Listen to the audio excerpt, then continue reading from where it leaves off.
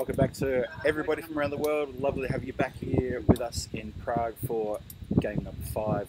Here we are on day 2. This is the Invitational 11, formerly known as the Eagles. I've now got to call them Invitational 11. They're taking on the SledgeHammers in this 5th match in the Pepsi Cup in Prague. It's going to be a tough match, this one, for the Czech Eagles. There I go again, the Invitational 11, because these SledgeHammers have had a fantastic tournament to date so far. They had 2 big games yesterday where their batting absolutely obliterated the opposition. Massive scores, 192 in the very first match. I think almost 220, wasn't it, in the second match they played? But they put in a dominant performance. Sorry, no, 220 in the first match, 192, excuse me, in the third match. They had a massive day yesterday. So, the Invitational 11 made up of guys here from the Czech Republic, from the developmental team, the Eagles, plus a few people who've been knocking the door of the national team to take them on. They've taken the field. The news here on the toss is that SledgeHammers won the toss and elected to bat first. Why not? It's worked for them in the past and so far in this tournament. And you have to excuse me for calling red hot favourites in this competition, but that's how I feel they are travelling at the moment. So we're a couple of minutes away from the start. The batsmen have just come out to take their marks. The Czech fielding team's just getting into position. And we'll be kicking off any minute now. My co-commentator from the previous match, Venki, is off doing some other duties, but I'm very happy to be joined here by a very special commentator, co-commentator. I've got Moshe sitting next to me, and he's going to do a bit of commentary in Czech and English, because I'll probably throw a few questions his way. And welcome to the commentary. Yes, hello. Dobrý den for any Czech viewers. Exciting game up ahead. SledgeHammer very impressive so far in this tournament. The Invitational 11, despite losing, showed some good moments in the first game. So we'll see how things go. And well, what a start for the Czech teams. It's a wicket straight off the first ball. Holding. Well, there you go. You couldn't ask for a better start if you're an Invitational 11 fan. I know Venki laughing in the background as I have to keep switching from calling the Czech Eagles to the Invitational 11. That's not off the script. That was completely unexpected. And Javed Iqbal has bowled. I didn't get a chance to see who that new batsman was. It was Udit. His name just disappeared there for a second. Udit Mahan. Thank you very much, Moshe. Yes. Wow. What a start. Great start, yeah, for the Invitational 11. Že vítejte zde na druhém zápase druhého dne Pepsi Cupu v Vinoře. A právě česká jedenáctka začala svůj zápas proti indickému týmu SledgeHammer. Bude nadhazovat první a byl první míček, a pokud jste se připravili až teď, tak jste přišli o nádherné vyautování, až z toho spadly branky. Výborný míček, takže skvělý začátek pro českou jedenáctku. A uvidíme, jak to bude pokračovat. The new batsman is Pradeep Mohanty. He's coming to join up with Idrish to try to kickstart the SledgeHammer innings once again after that slight interruption to their battle plan, which saw Mohan back in the pavilion already after the first delivery. The Czech team must be pitching themselves after that start. Javed Iqbal, as I mentioned in the early game, he's a seasoned performer. He's been around the domestic cricket scene here and the international cricket scene in Czech Republic now for quite a number of years. An experienced campaigner and a quality fast bowler. Probably now a bit more medium pace, medium fast. As we continue from the Chateau end.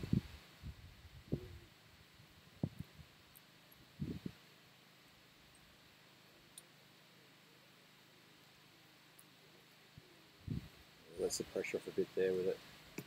Ever so slightly leaking down the leg side. Did it maybe collect something on the way through? Looks like the umpire's indicating maybe it flicked the pad on the way through. No, it hasn't flicked anything. That is a wide. fair enough too. Umpire just hesitated with it, maybe flicked, I think maybe the back of his leg, maybe caught a bit of the trousers. And yeah, good start here under some good conditions here in this match number 5. Invitation 11. Just a quick change in the field. Looks like finally dropping back a third man coming up into the circle.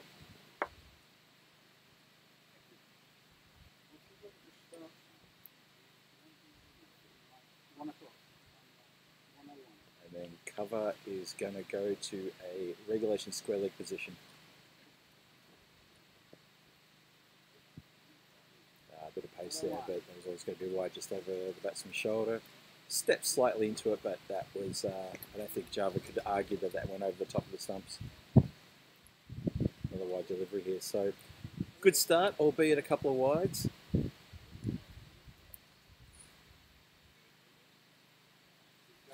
As I said, nice conditions. There's a bit of cloud about, but there's no chance of rain at the moment. We're looking forward to a good game here this afternoon.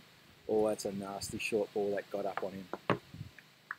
Hopefully we've had enough rain for this tournament after yesterday's interruption of the game and stream. Oh yeah. Heavy winds and big rain. So you were here for the storm last night when it arrived?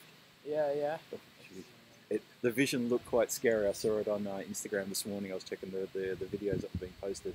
It looked a bit nasty. Oh, he's chipped that ever so slightly in the air, but I think that was probably more bat.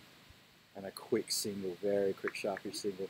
Yeah, no, the storm that hit the ground last night pretty much knocked out everything. Knocked out the tents, the stream, the game. It all sort of came to a grinding halt, didn't it? Yeah, it was unfortunate, but we are back now. Later, fortunately, to prevent the game and the tournament continuing today. So back and hopefully without any stops now. That's right. Java continuing with his first over here. Been an eventful over so far. Yeah, he's still drifting onto leg stump there, just outside a leg. No chance of an LBW there.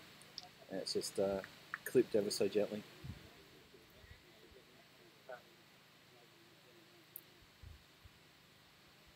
So, early start. 4 regulation deliveries have been bowled. We had a couple of wides or so. We had a wicket in the very first ball. And SledgeHammer is currently 3 for 1. And this first over probably dragging on a bit longer than what we used to.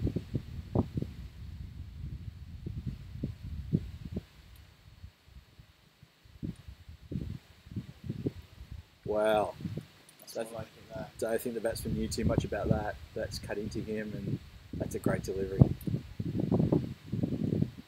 A few nerves in the SledgeHammer batsman already. And the Invitational 11 have done very well to start like this. They're up and about the field.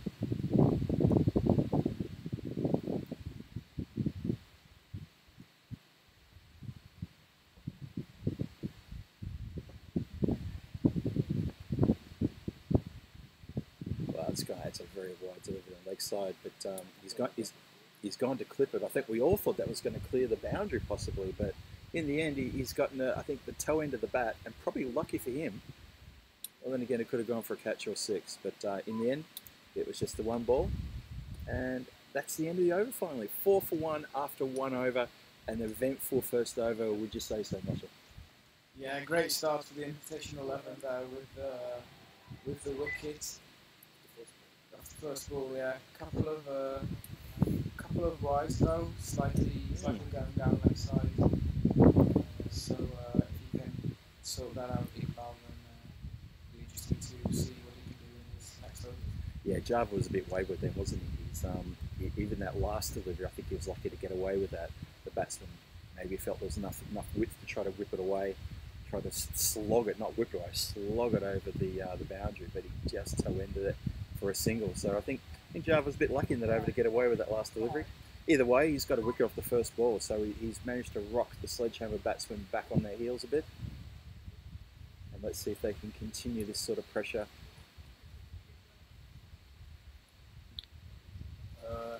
Máme za sebou první over a jak jste si možná mohli všimnout, tak bylo více než 6 míčků jako v klasickém, že byly i nějaké široké míčky a ty se musí nahazovat znovu. A teď už na druhou sadu. Full toss. All the way. Well, that was just a bad ball. Yeah, that is just a bad ball from Fahad. Fahad's a new bowler coming in from the southern end, and I've got to say he's probably one of my favourite bowlers currently operating in the Czech Republic. He's a fantastic guy. He's got some genuine good pace. It's unfortunate that his first ball was a beamer that got belted for 4. But yeah, I've got a lot of time for Fahad. I think he's a quality player. He's going to have to bowl this one pretty tight. There you go. That's what makes him such a good bowler. He gets into the body like that, and that is genuine pace.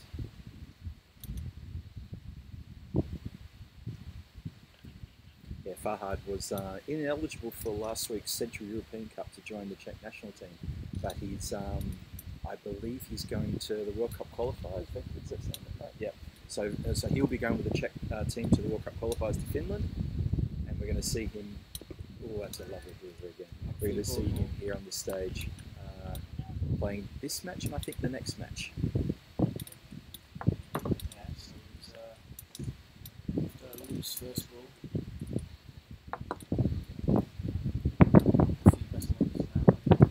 Yeah, that first one's a shocker, wasn't it?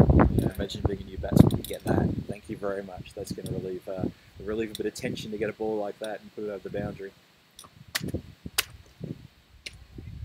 Oh, good change of pace. 3 dot balls in a row, much better from Fahad.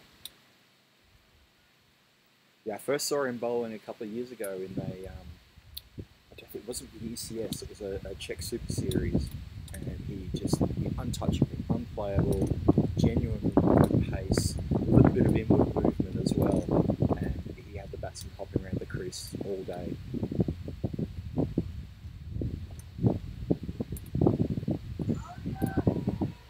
He's got him!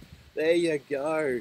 From a worrying first ball, a beamer that was given a no ball and was hit for 4, he's come back with 3 dot balls in a row and a caught behind.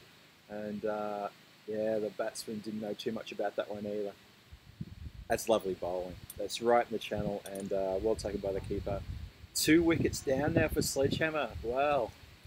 The script didn't say that when we arrived here earlier, but Fahad's changed that now. Yeah, and English, the batsman there, after a couple of dot balls, decided to try and go for it, swung his bat, and just ended up getting a little edge through behind to the keeper. Yeah, I've got to say, I'm not sure about that shot selection by the opening batsman there. I don't really feel that was the right shot under the circumstances. And now that they're 2 down in the second over, I think to see how they respond. Sledgehammers need to be careful here. There's a lot more cricket left in this match. This second over isn't even finished yet. The batsman's taken a bit of time. I don't think he was quite ready to come out actually. Maybe finishing his lunch. Can you go and check with SledgeHammer who that batsman is, because the only 28 we've got is not on the playing 11. The voice there of Pete Vincent overlooking at the scorecard, and we don't know who number 28 is. Marsha, do you know who it is? I don't know who it is. There's been quite a bit of confusion with SledgeHammer and numbers constantly changing. Yesterday, at one point on the team sheet, we had 3 number 77, and we had to correct ourselves a couple of times. No. But it seems that it is Rahul Yadav facing this ball now. Oh, what a lovely shot. It's not going to run though. It's going to be chased down. Oh, the slide! I love the slide. It's a good throw too.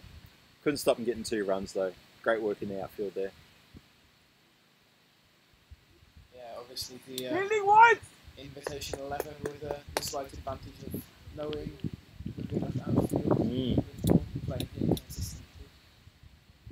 That's right. For any of our viewers wondering about the field, this is pretty much the home of Czech crickets, where most of the matches are played throughout the domestic season, and obviously the international matches that we play here as well. We're about just on the outskirts of Prague in the northeast of the city, probably about 10-15 kilometres as the crow flies. Sandwiched very nicely between 3 airports up here. You'll hear the sound of planes buzzing around us all the time and all this sort of background noise. That's 2 overs gone, 11 on the board, 2 wickets down, SledgeHammers, and wicket share between Javed Iqbal and Abdul Farha, the opening bowlers for the Invitational 11. Great start for the Invitational 11, I'd say. Yeah, they'll be happy with that. SledgeHammer off to a bit of a slow start, which we've not seen from them yet in this tournament, so it'll be interesting to see how they deal with the task up ahead. Yeah, I watched the SledgeHammers batting yesterday, and they were confident, they were aggressive.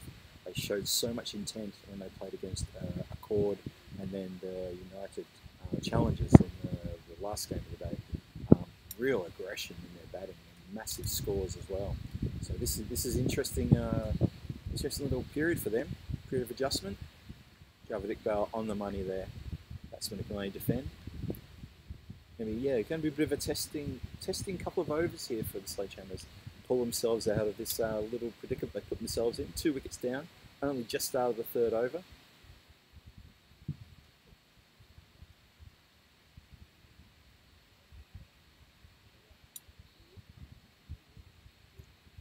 Javed straying down leg side yet again with a short ball.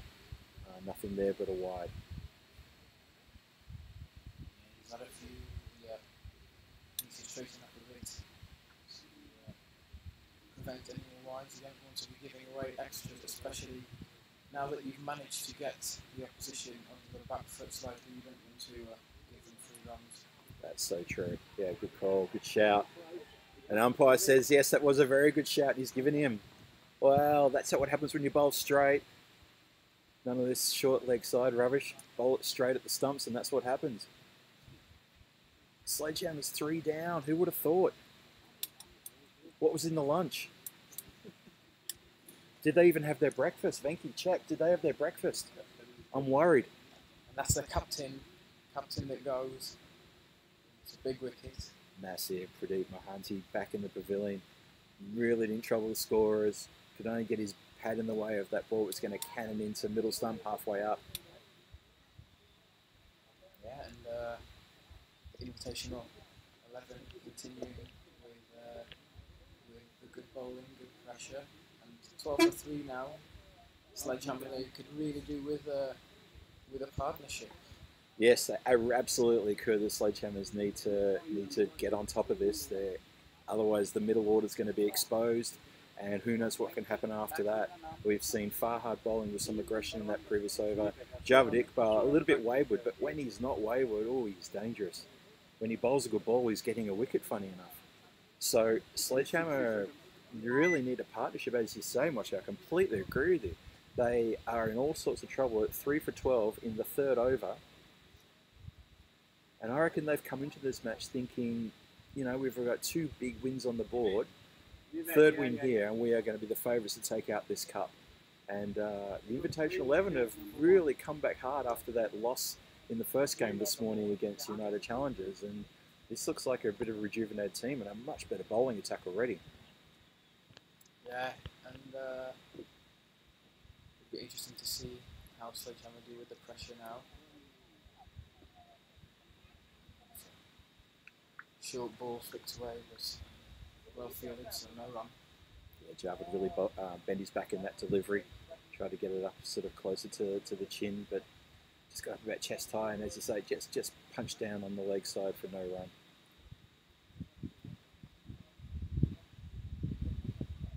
Did you enjoy your lunch here before? Yeah, very nice food from Indian restaurant here in Prague. Very nice.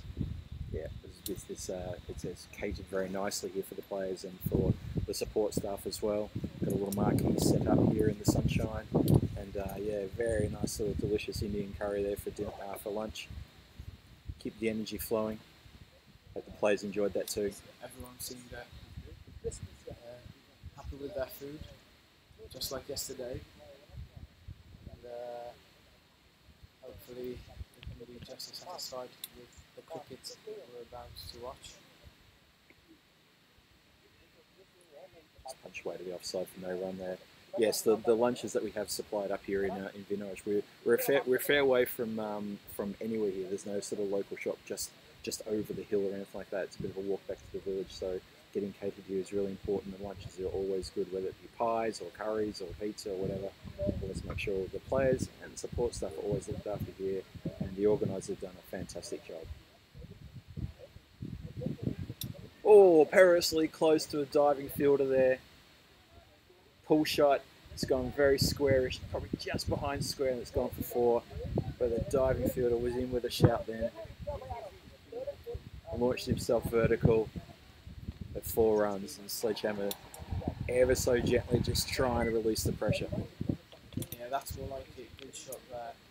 And actually, talking about the organiser, main organiser of one of the main organisers of the Pepsi Cup, Gael currently doing some umpiring work.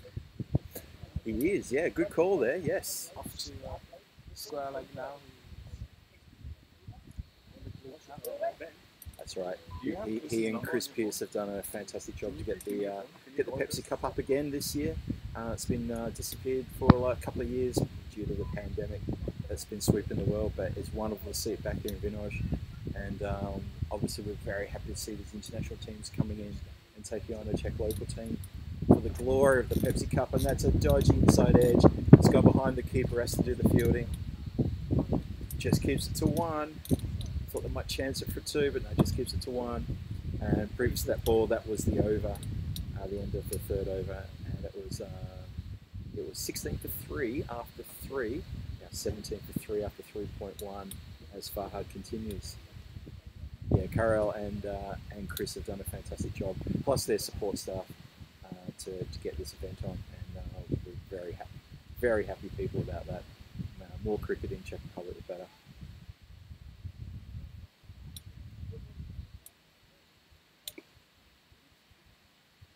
Farhad again bowling about that 4th stuck line. And you mentioned the international teams. It's interesting for them too. I spoke to Nived from the SledgeHammers yesterday, and he said that it's interesting for them to bat on this wicket here at Vinor, as they are used to grass wickets from India. So yeah, that's interesting. And Naved, he had a good day yesterday. He picked up man of the match in the first game with a very quick fire 50 off no deliveries, and I think it was 50 or 51 off 18 deliveries or something like that. And then I think he got a couple of wickets as well. Yeah, strong player. He didn't take too long adjusting, but it's an experience for them too. Yeah, that's an interesting point. Yeah, they'd have to have obviously the grass wickets. This is obviously another grass wicket. You don't find many grass wickets in Europe simply because of the conditions, and I guess the cost involved in maintaining a grass wicket as well for a region which is still in its infancy in international cricket. So we do have these kind of pitches, these prepared pitches. With this one, which has a clay base with obviously under with rocks as well. And being a clay base, it does tend to react to the conditions. So, ball from Farhad. Oh, that's a terrific delivery. Umpire's having a good look. No, I think it might have been just edging slightly down leg side. Yeah, ever so slightly. The umpire had a really good look though, Richard Ings from Luxembourg, very experienced campaigner. Says play on. Yeah, so with the clay base, what you'll find is that when it's a little bit rain and there's a bit of weather around, the clay softens and what's that, mate? So it hardens and you get a bit of balance. When it rains? Yeah, but it has to really rain all over. I'm being told that the clay hardens when it rains. That's what I heard. Okay, that's an interesting one. I thought it might harden when the sun comes out and dries it. No, of course, like there is been a bit of sun today, so but it needs that water to get through. Yeah, okay. Don't we all? Scratch that. Anyway, so yes, with the clay base, you do this one especially. It does bounce quite well. It's very good carry through to the keeper, and as we've seen already in this innings, some of the short deliveries getting up around the chin, and yeah, it could be very surprising bounce. But in the previous match, we saw a couple of balls that really stayed low as well. Very unusual to see like that carry not coming through. But I guess also depends on the pace of the bowler. 4 overs gone, 17 for 3 on the board. SledgeHammer is trying to resurrect their innings from those 3 wickets down. And, a good over, just 1 run from it, so sure the invitational 11 will be happy with that. It's in the air. It's a lot of air time. That's tough. Taken well. Oh, that was tough, but he made it look easy. That's a great catch in the outfield there. That was up in the air for a long time, and the wind has been a little bit tricky today as well. Good catch, Moshe. Very good catch. Yeah, and well, 4th wicket gone in just over 4 overs. It's incredible, isn't it? 4 wickets down. Sledgehammers are now in all sorts of trouble. The middle order well and truly exposed, and we're still in the power play. Yeah, they've really not taken advantage of that. For the first time in a while, they went for a big shot, tried to maybe get his own confidence up slightly with the potential boundary, but just ended up edging it into the air and taking well in the field. Looks like the coach for the Sledgehammers is. Oh, I think he's calling out to the player who's lying on the ground over at the square boundary. Maybe he's due to come into bat soon. Do you think that's what it is? No, it is exactly what it is. He's telling him to get over and put the pads on. Stop frolicking. Well, he was literally just lying flat out in the outfield. Well, not in the outfield, but obviously on the other side of the boundary line, just enjoying the cricket from the weeds. Not realising that He'll have fall to down and he may have to bat in a minute. That's the noise you could hear coming through the mic was his coach telling him to get over and get the pads on. Wow, maybe the coach even thinks it could be an early finish. 17 for 4, 4.1 overs gone. And Javed Iqbal, 3 wickets for 9 runs off 2 and a bit overs. He's been a little bit wayward, but I feel bad for even saying it because he's got 3 wickets. Yeah, most of those runs wide probably because there's a few of his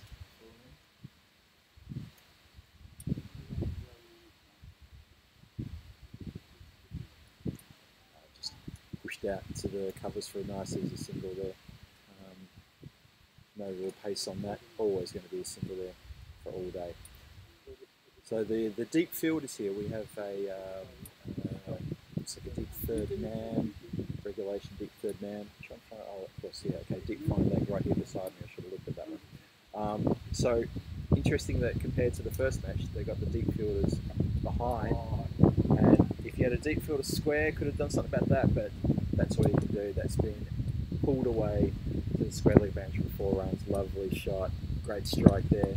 That was Nived Mishra, who we were just talking about a few minutes ago, about his wonderful innings yesterday. Very powerful batsman. Yeah, his team definitely needs him to replicate that innings from yesterday if they want to stand a chance in this game, really. Ending in boundary so far. Oh, a good comeback from the bowler. Slightly changed his pace and nice and full, almost yorked him. Very good comeback from Javed Iqbal there.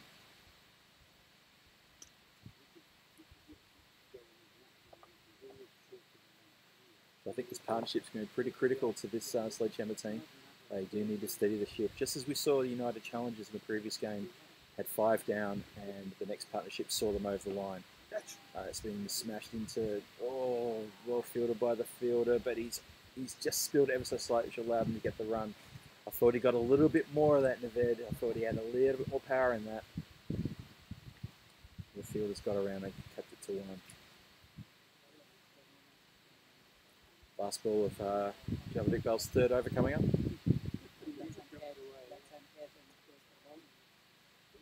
of a false start, we'll try that again.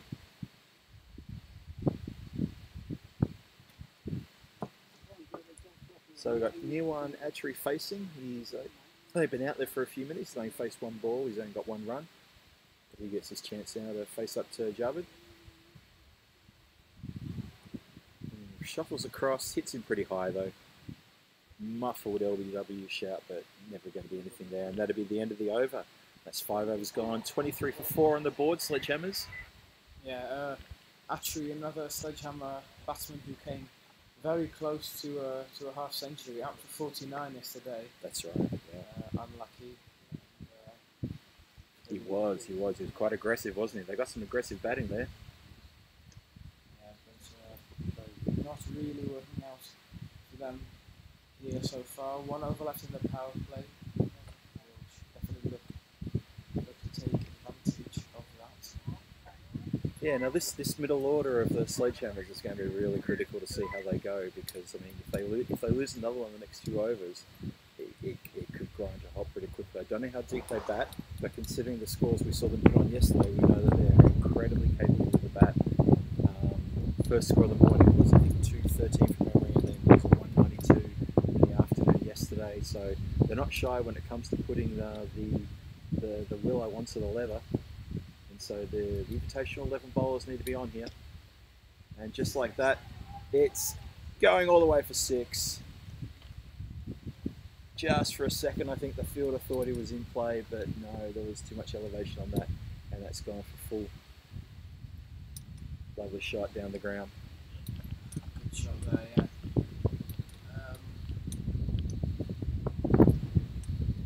Už získal český tým 4 auty. SledgeHammer mají pouze 29. Zatím se českému týmu daří velmi dobře a tady další na post. Ale hráč volej zastaví, takže pouze 1 předběh.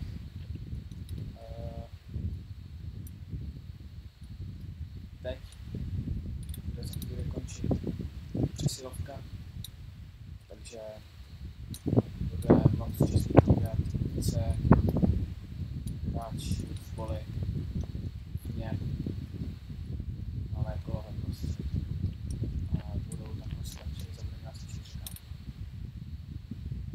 Čili tedy a obrovská signál rozhodčího. Teď se bude muset nahozovat znovu. So the Bullion here, the new bowler. Putting it out a little bit too wide there. Been clipped in the air again. It's going to fall safe though, and just for a single. Yes, Stasi Bojan, he's played in the Czech national team. He currently does play in there. He's had a few games at the Pepsi Cup, and obviously we saw him in action in the ECN series here about 6 weeks ago. He's getting a little bit of treatment here from the batsman. Yeah, Mishra is looking to score some runs as he's hit it well, but there is a fielder there at one off. So, yeah, that was punched quite powerfully through the infield there. Maybe a little bit of intent sort of growing here. Maybe they want to bat their way out of trouble.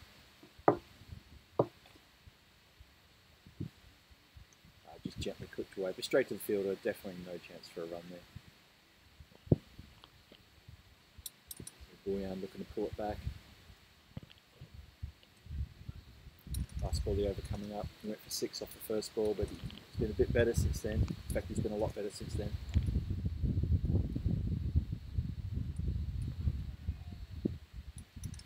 And that was straight down leg side, and that is given a wide.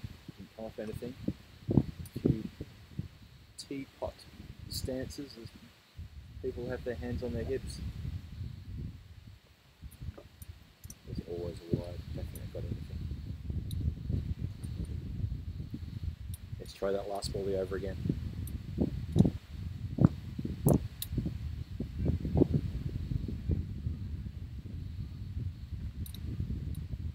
Well, Hatchery wanted the single, but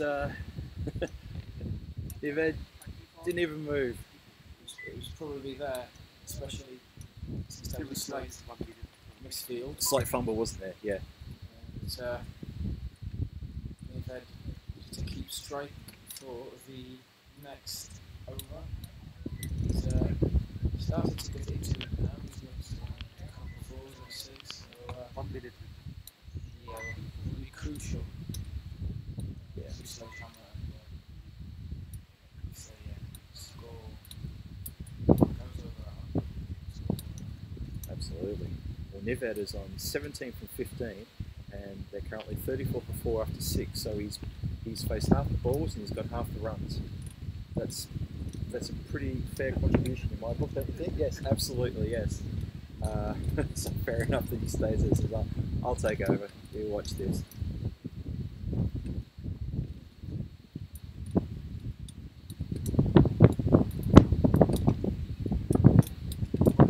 Fielding with a chance, and he holds it.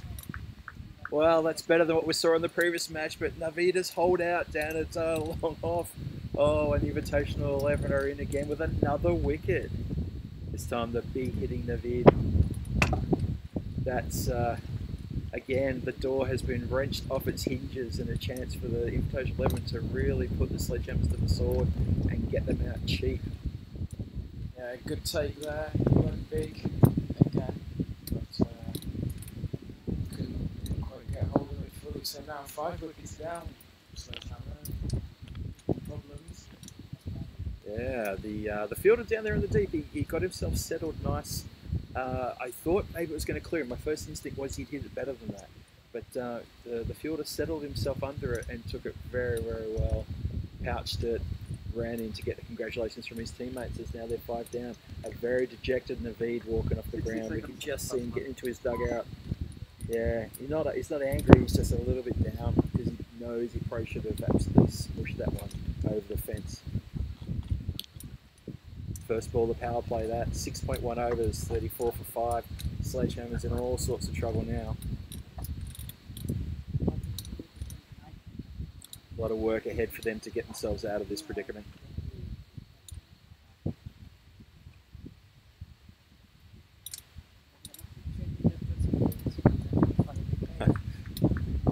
The batsman just, I think he was always going to play that block. I really felt that there was always going to be just another block. I think we've got another weird number on the back of the jumper. We have to find out who that player is.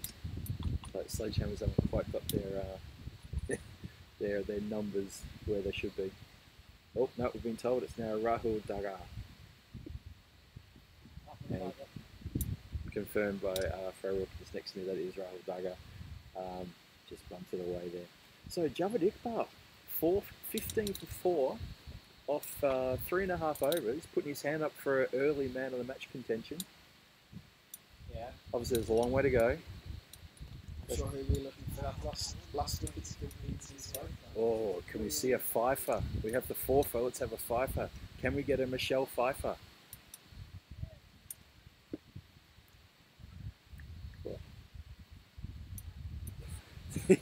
The striker's running, the non-striker just stood there. Yeah, but they Slow out of the blocks, that trick. they get lucky with a slight misfield, so they'll take the single. They need to at least rotate the strike if they're not going to be getting these boundaries, because the longer that these drop balls keep going on, the more trouble they are in. 100% agree with that. They've been very respectful of Javed Iqbal. They're facing the bowler who's already got 4 of their scalps back in the pavilion, so maybe that's the plan here. Let's just see him off. He's got 1 ball left, let's not give him another one. Let's not let him get the fifer. Get the last chance. Yeah. What do you reckon? A short wide down leg side.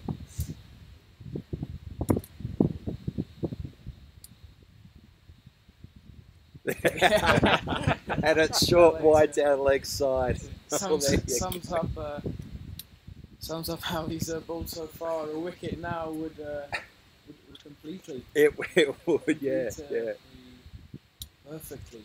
All right, let's see if I can get this again, Roger. I'm going to call this to be a slower Yorker length delivery on middle stump. That's what I reckon this one will be. Let's see how he goes. Surely he couldn't do another leg slow wide. He can't. Javed Iqbal turning at the top of his mark, searching for that 5th wicket in his bowling here. Ooh, I tell you what, it almost was a slower Yorker.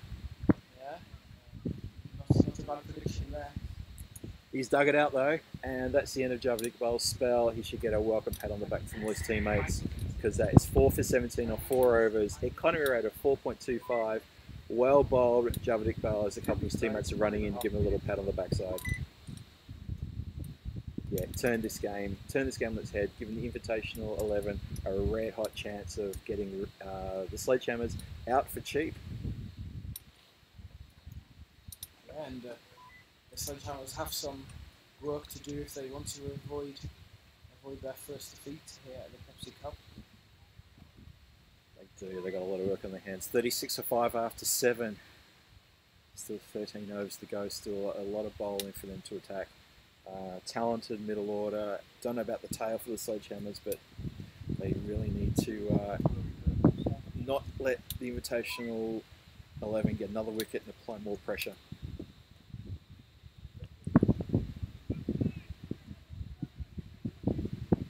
Just a single there.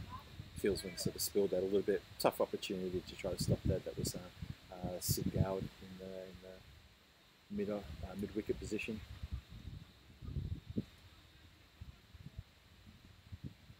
So the Bouillon continuing.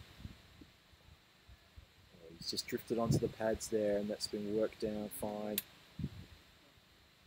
It's going to go all the way. And it has done for 4 into the field. Leg by signal.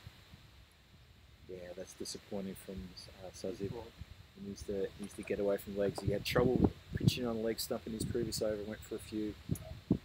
Yeah, needs to watch his line there. Yeah, it's an interesting part of the match. 5 wickets down. The Invitation 11, they want to keep this pressure up. They need to make sure that they don't let the SledgeHammers off the hook here. That's better. Like it. Much better. Yeah, next few overs will be crucial to see how this game goes. Absolutely. A few more wickets and well, the Invitational 11 could be batting earlier than expected. Chases the wide one, but tell you what, if he connected, it'd probably still be in the air right now, heading towards the golf course. But as it turns out, he missed it, and it's a wide ball. Atri, as you said before in the previous couple of overs, this is a man who can make a lot of runs quickly. He just missed out on a 50 yesterday, so we know he can hit the ball hard. We know he's a talented batsman. Pierced the gap beautifully. That's going to run away. Hit that one hard, yeah. Goes for full, so a couple of boundaries there for the SledgeHammers, more like it. Yeah, actually, he's a strongly built lad. He's quite tall. I was going to say he's taller than me. Everyone's taller than me. But he's leant into that one and he's given it the beans, and that's just run away to the boundary. This ground has dried out really nicely now. It's a good ground. This should be a batter's paradise as far as I'm concerned. There's a lot of run in the field. But obviously you've got to contend with some very sharp bowling from the opposition, as we've seen so far.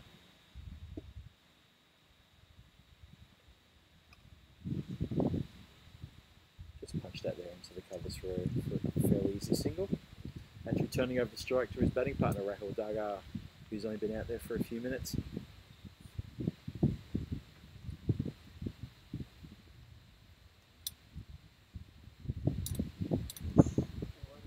That's been 2 minds there. I thought he was going to go for the dab shot, and he just didn't follow through with it, did he? He sort of almost held the bat back. I'm not sure if that was a lead or a miss. It was a disguised leave, I reckon I'd call that. End of the 8th over, 47 for 5 after 8. A few changes of equipment being done here. Looks like someone's getting rid of their helmet and someone else is having a little drink. A better over there for SledgeHammer. A couple of falls, rotated the strike too, so that's all they need. To keep it up for the remaining 12 overs. Try to stay in for these 2, Atri and Dagar now. Trying not to lose any more wickets and build a bit of a partnership over there. They scored 13 together, or 11 goals. Just got to try and keep that growing. Yeah, bit of work there to be done by these things. But yeah, you're absolutely right. These two need to stick together and really dig in. So punch down the ground. Probably just a single there. No, they're going to go for two. Fielder's sort of a little bit slow to get to the ball and get the ball out of his hands, but two there. Well run. Yeah, actually punched it very hard down the ground. He fielded it in fair quality, and he did have to move a little bit to his left to get to the ball. Actually's the one who's taken the helmet off. That means business, surely, in anyone's language. He clips now to the onside, just a single though.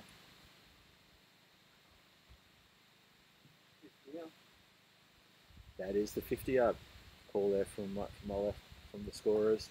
50 up at 8.2 overs, 5 wickets down. Run rate is exactly 6 runs and over.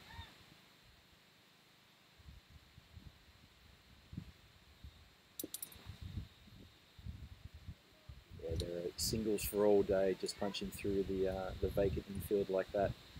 They could do that until time is up. There's always singles there. There's no one close on the onside. There's a cover coming a little bit straighter to. No, he's going off somewhere else to have a chat, I think. Oh, are they checking the ball out? They're worried it's been hit out of shape, maybe. I'm sure they would have liked to reach that 50 mark a bit earlier, but these two now looking good together, a bit of rhythm, so maybe they can push on now, partnership of 17. Yeah, this is a really critical partnership. When you come together in the 30s, 34, when you're 5 wickets down, yeah, that was trouble with a capital T right there. Now, it's like the umpires are having a look at the ball now.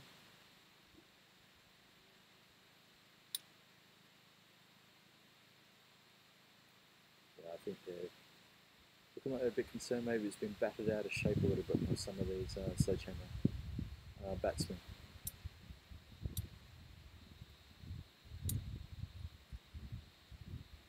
Okay. That's also true too, yes, just a little word of my ear, maybe the seam has come a bit loose, that's also absolutely possible. But the umpires give it the green light and we continue. Attree facing. Shots away on the full. It's been missed by the fielder, that's going to run for 4.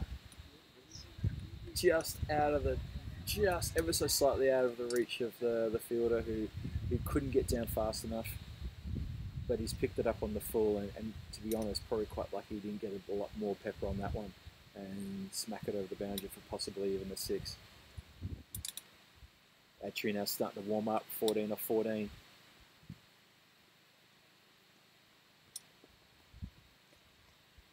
It's better. We come back from the bowler. It's Surya who's bowling.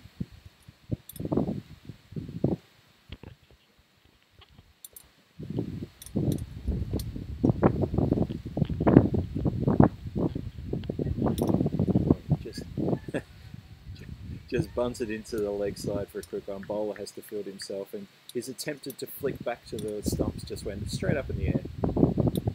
And the batsman completed a pretty straightforward single like that. It's 9 overs gone, 56 for 5 on the board. SledgeHammer's now that partnership up to 22, vital partnership, and I'd almost call it an innings-saving partnership at this point.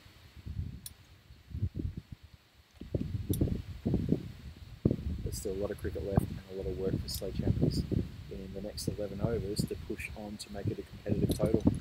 Yeah, and that's run rate now, just creeping over 6. I want to keep that growing, I'm sure. Actually seems determined. He's going forward a bit more now. Yeah, I think maybe he's feeling that the partnership is doing the job of stemming the flow of wickets, so he's starting to free his arms a little bit, and he's picking that loose ball, and he's even getting a little bit creative as well.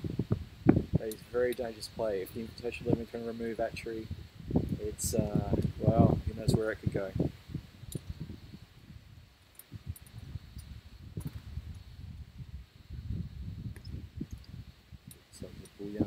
continue. Just smacks him on the pad outside the line and trickles away for no run.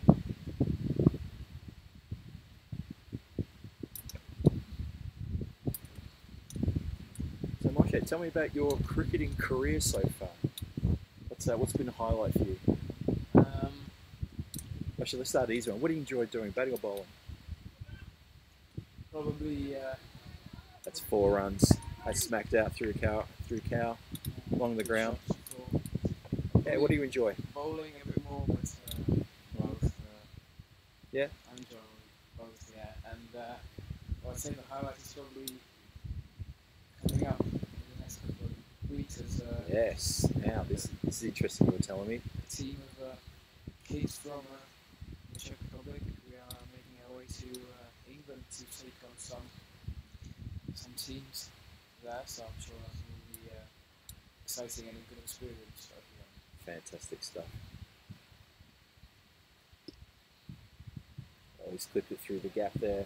That's probably not going to run to the boundary, not even close. It's going to pull up, which is an easy 2. Yeah, you must be looking forward to that. When you were telling me about that earlier, I thought, oh, well, that's just going to be an amazing experience for you and the guys going over to England, of all places, to play a couple of matches against a few different teams.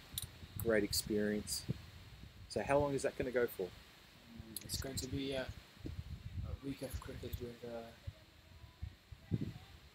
2 matches most days, so it's going to be a lot of cricket that we're going to play, and I'm looking forward to it. Terrific. Sounds really good. That was a bit of a lazy hurl at the stumps there with no one backing up, and an easy overthrow taken.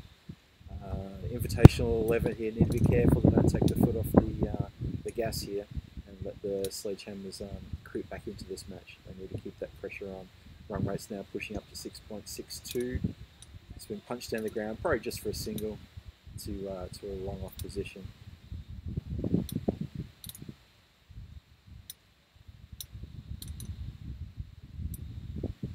Sledgehammers sitting on 65 for 5 with one more ball to come in this half of the innings. That's been dragged from outside off. It's going to be a race. And the foot, I reckon the foot's got it. No.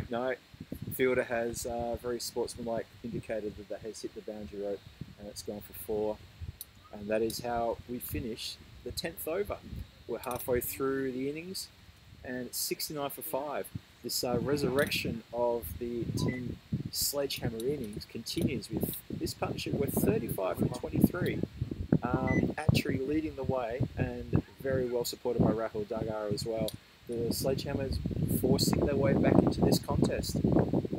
Yeah, and a good over there. Need more of that.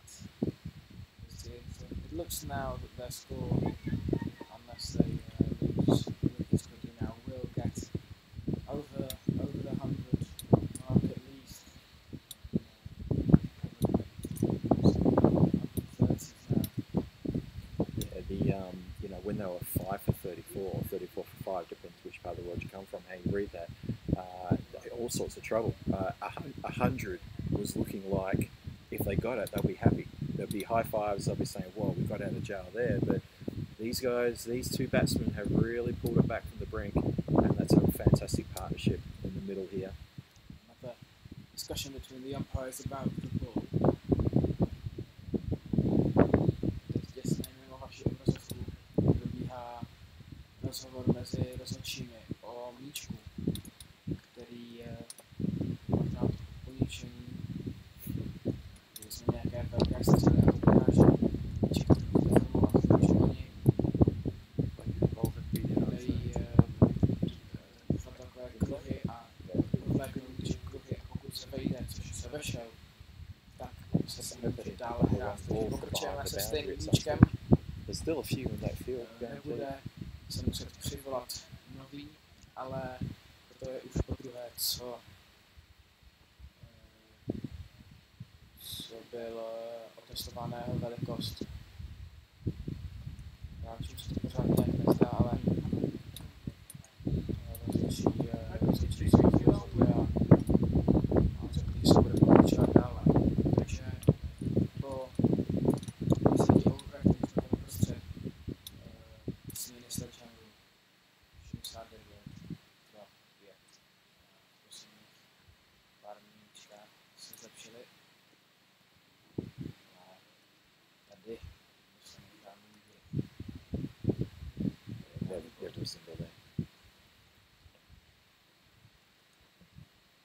So yes, after a bit more discussion about the ball, we finally start the second half of this innings.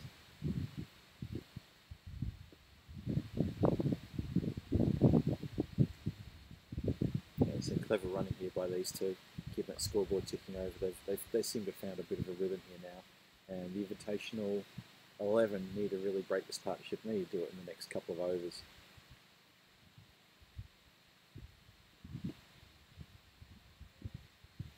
Place that between the two fielders, but they're going to cut it off though, and they just trot through for the one run.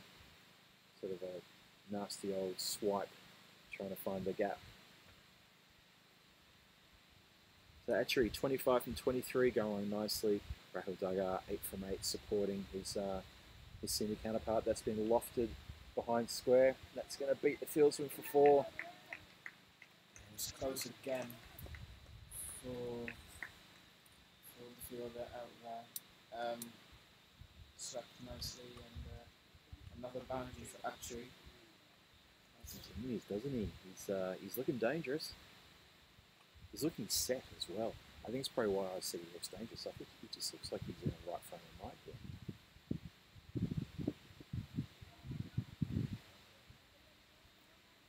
Yeah, good comeback from the bowler there. We need to rack up a few dot balls here. We need to put a bit of pressure on the batsman. Right now, I don't think he's feeling too much pressure. Better. Lovely. So as a finish off the over with 2 dots there. So 75 for 5. SledgeHammer after 11 overs. So Actuary and Dagar, they were a partnership of 41 of 29 balls now, and they seem to be they seem to know what they're doing. Actually, getting the boundaries and the runs off the bad balls, but they're not stupid here. When there's a good ball, they do just block it. Look for the singles too. So keeping the runs taking nicely. Yeah, I think it's a really good observation actually. Yeah, no, the Actuary is picking the ball really, really well, and he is just blocking away the good deliveries, or they're letting them go. Oh, that's a good shot. That's just an intelligent bit of batting there. It was short, it was not a good delivery, maybe a warm-up delivery from Kapil Kumar, who didn't have the best of matches in the previous game against the United Challengers. He just bowled that short, pretty much on middle, and that's been swatted away to the square leg boundary for what I would call is probably one of the easiest 4 runs you'll see all day. It was a very sort of a softball cricket ball there, almost. It just sort of stayed up nicely. It was an easy full shot. It was, yes. Easy run to the single there. Yeah, just punted out there through the covers. Yeah, Kapil Kumar, he didn't have the best of matches against the United Challengers. I think he needs to be a bit careful here. He keeps it really tight for his skipper and his team because they've let SledgeHammers off the hook by allowing this partnership to get up to 46 runs now. That slow and full, that's been punched out. That'll be cut off though. It's not going to have the legs to reach the boundary. And Voida has to use his feet though, but he does successfully. Good throw back to the keeper there. He's got a good arm, a really good arm from out there. There's 2 runs added to the total. Actually looking to continue to keep marching. He's on 31 from 27. Ooh, dodgy inside edge. Lucky to get away with that, I reckon. He's got a single out of it, but didn't know a lot about that one.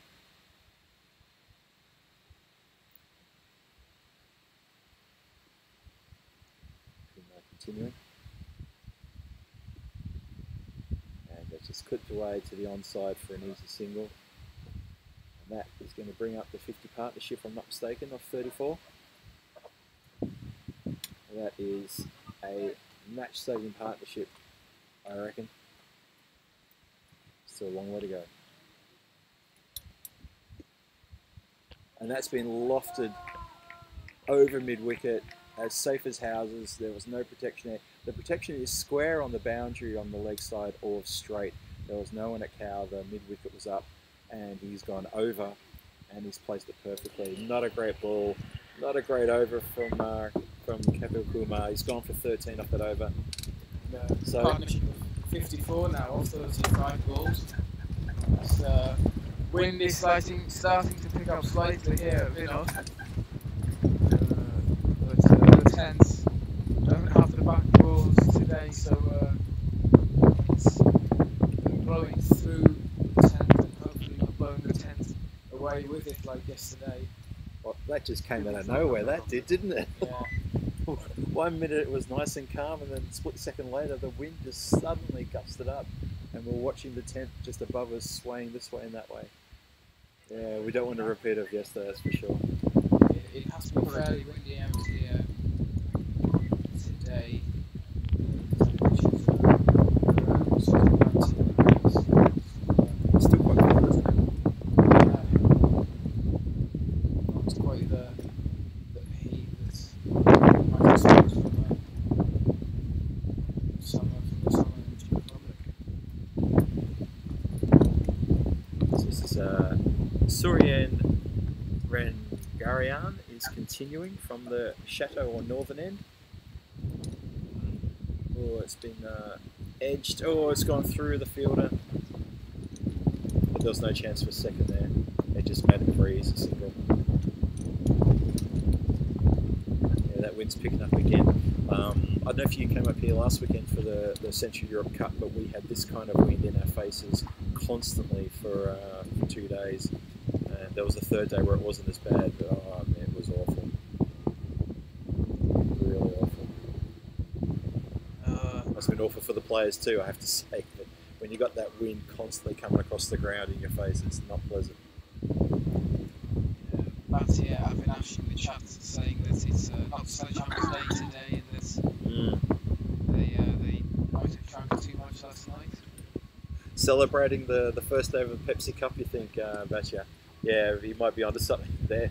It hasn't been their day, but you know, Atri and Dagar are doing everything to pull it back. This partnership is proving absolutely invaluable. Yeah, but it's in the air, and well, the partnership has been broken up. It's Atri that goes. It was dropped. Not. It was dropped. Right, well, yeah. Looks way too early there. Oh, that's. He's lucky and get away with it. I don't know. I think when he fell to ground, it just spilled. He couldn't hang on to it. It was a red hot chance. It was such an important chance. It's another drop for the Invitation 11. They had so many in their first game against the Challengers, and you wonder maybe if they would have taken all, could they have won it? Oh yeah, absolutely. And that drop here is going to be crucial as well. That was the one they wanted. That absolutely. I know they've taken 5 good wickets already, but that wicket would have really just given a little bit of impetus going into these next sort of 7 or 8 overs as we get to the end of the game. And then instead, that's been lofted over the covers. Flicks the plastic flag as it goes over the boundary line for another 4, and this time it's Dagar getting into the action. Yeah, it's a big shame for them that they can get that wicket, because these two now, they look really settled and they're striking the ball nicely, getting runs, both striking around 120. So danger signs, I'd say. 13 overs gone, 95 for 5 on the board. Run rate now up to 7.3 and over, projected score into the 140s. Who would have thought that when they were 5 for 34 in the power play? It was, actually it was just after the power play, wasn't it? They'd done so much work, the Invitational 11, and it's, sort of feel it's coming unstuck here in these middle overs. Yeah, and they can get a score in the 140s, I feel that is a fairly defendable score here in the Pepsi Cup. So the Invitation 11, after such a great start, is dialed down slightly in the field. The energy, the excitement, they really could do with the wickets there now. Yeah, I think that's a very good call there. They just seem a little bit deflated. That not just the catch went down, but they've been hammered. 61 from 41. This partnership has taken the game ever so slightly away from the Invitational 11 from where they were. They've taken away massively, and that's been clipped, and that's going to run away for 4, I reckon. That's gone. Yeah, that shot when there's no slips in place, you can get runs down there. Oh yeah. All you need is a little edge. That's Kapil Kumar again going for 4. I fear for Kapil. He just doesn't have his radar locked in. You need to, yep, a little quiet word. Sid going over, have a little quiet word to him. Maybe slow it down. Have a think about your next delivery. Don't think about the one after it. Just concentrate on this one. Oh, that's a beautiful shot. He's played it down. It's not going to go to the boundary, but they're going to turn for 2. That's a lovely stroke. This is a wonderful innings by Atri. Absolutely fantastic innings. He's on 43 from 33. He's building this partnership with Rahul Dagar, and they've pulled the innings out of the fire, and now they're looking to put on a really good total. Projected to now hit the 150. Massive.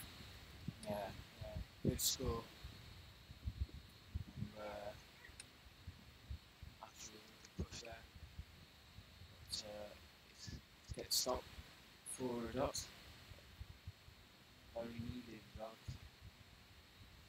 International could do with a couple more. Certainly could.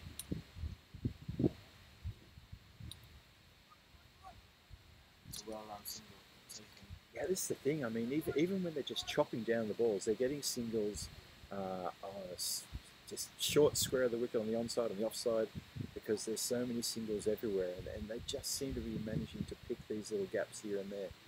They're not getting bogged down by clipping straight to a fielder.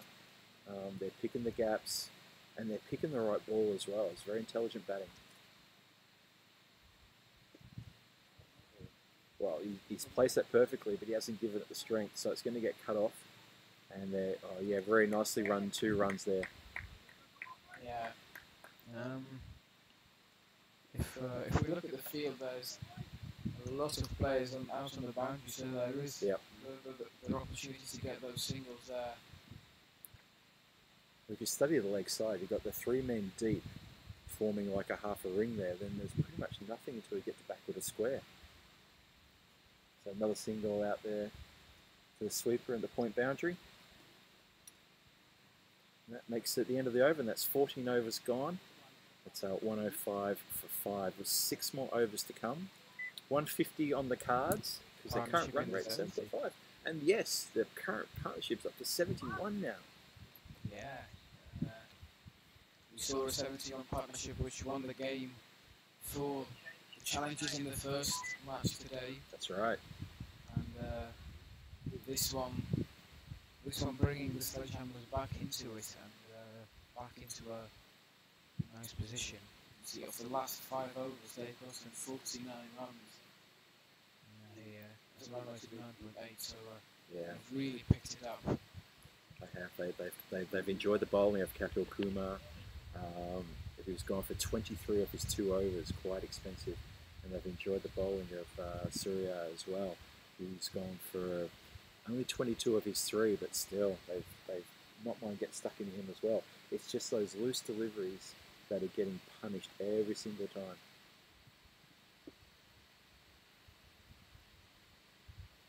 Just clips it down the ground to a very vacant area. Yeah, nicely bowled, but yeah, I mean, these are easy singles for all day, and you see these gaps here on the leg side. As I said before in the last over, 3 boundary riders and someone behind square. There's nothing else on the leg side. Swing and a miss. I haven't been to call that for a while. She's actually missed something a little bit wider there.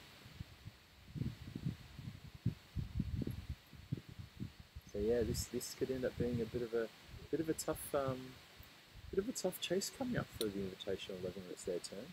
Oh, another swing and a miss, but it was a wide ball.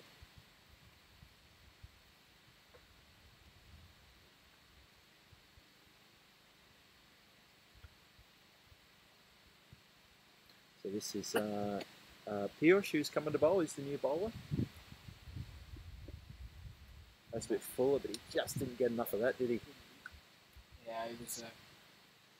it was there to be hit full and slow, but just a single for Atri. So we'll rotate the strike. It's funny, Atri gesturing as though he felt that that ball was above waist height. I don't think it's above waist height. He's a tall character, that's probably why. Oh, that's a lovely shot.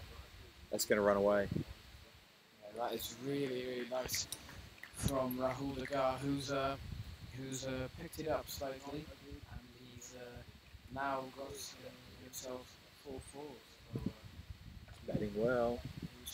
We were saying before that he's sort of anchoring this partnership, but he's starting to loosen up a bit now. That slice shot was absolutely beautiful. He just waited a split second longer and just punched it down to the ground. He had a second to place it, and he did really well with that. And again, he's placed this very nicely down to the outfield. Easy single. Probably wanted to go probably a little bit harder, maybe a little bit straighter to get maybe a couple. But he's playing a very intelligent innings there, and he's going at a very quick time as well. Last ball of the over coming up. Last ball of the 15th. Actually, went big, but it's an easy stop there. So, the ball to end off the over. And, It's 113 for 5 after 15. 5 overs to come. What score? What score are you thinking they're going to be pushing for? You think the projected score of 151 is accurate? Or you think they're going to maybe go beyond the 150 mark? What are you thinking there? yeah, well, I guess it depends on who bowls the next over a lot. I can't see the ball being given to Kumar, who's had 2 and gone for 23. Yeah. But yeah, I'd say the 150 mark should be target they should aim for now. Yeah. I think it's Agreed. the captain himself, so who's going to take this next over. Okay. So Well, lead by example, Sid. Let's see if you can do that. try to break this partnership of 79 now. I think Farhad has got 1 over left. I think so. He'll probably be kept to the last over, or maybe even the second last over. So he's got. I'm pretty sure he's just got the 1 up his sleeve. I'm not sure who else we've got. Oh no, there you go. Farhad's actually got 2 overs left, so that's good. Yeah, I agree with you about Kumar. I'm not sure he'll get another chance to bowl again.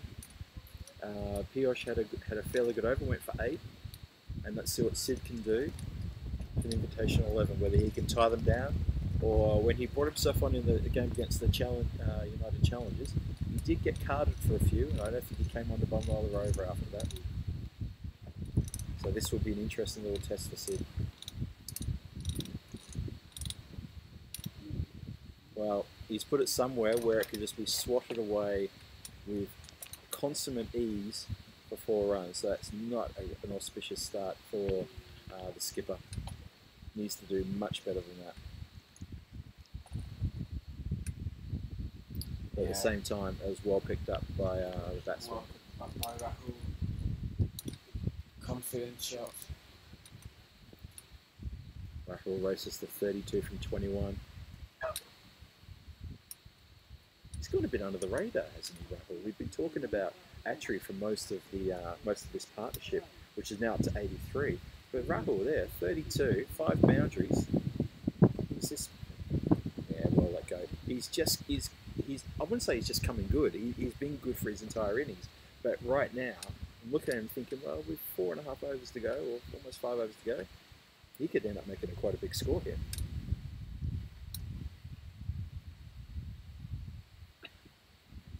Oh, Sid, what have you done?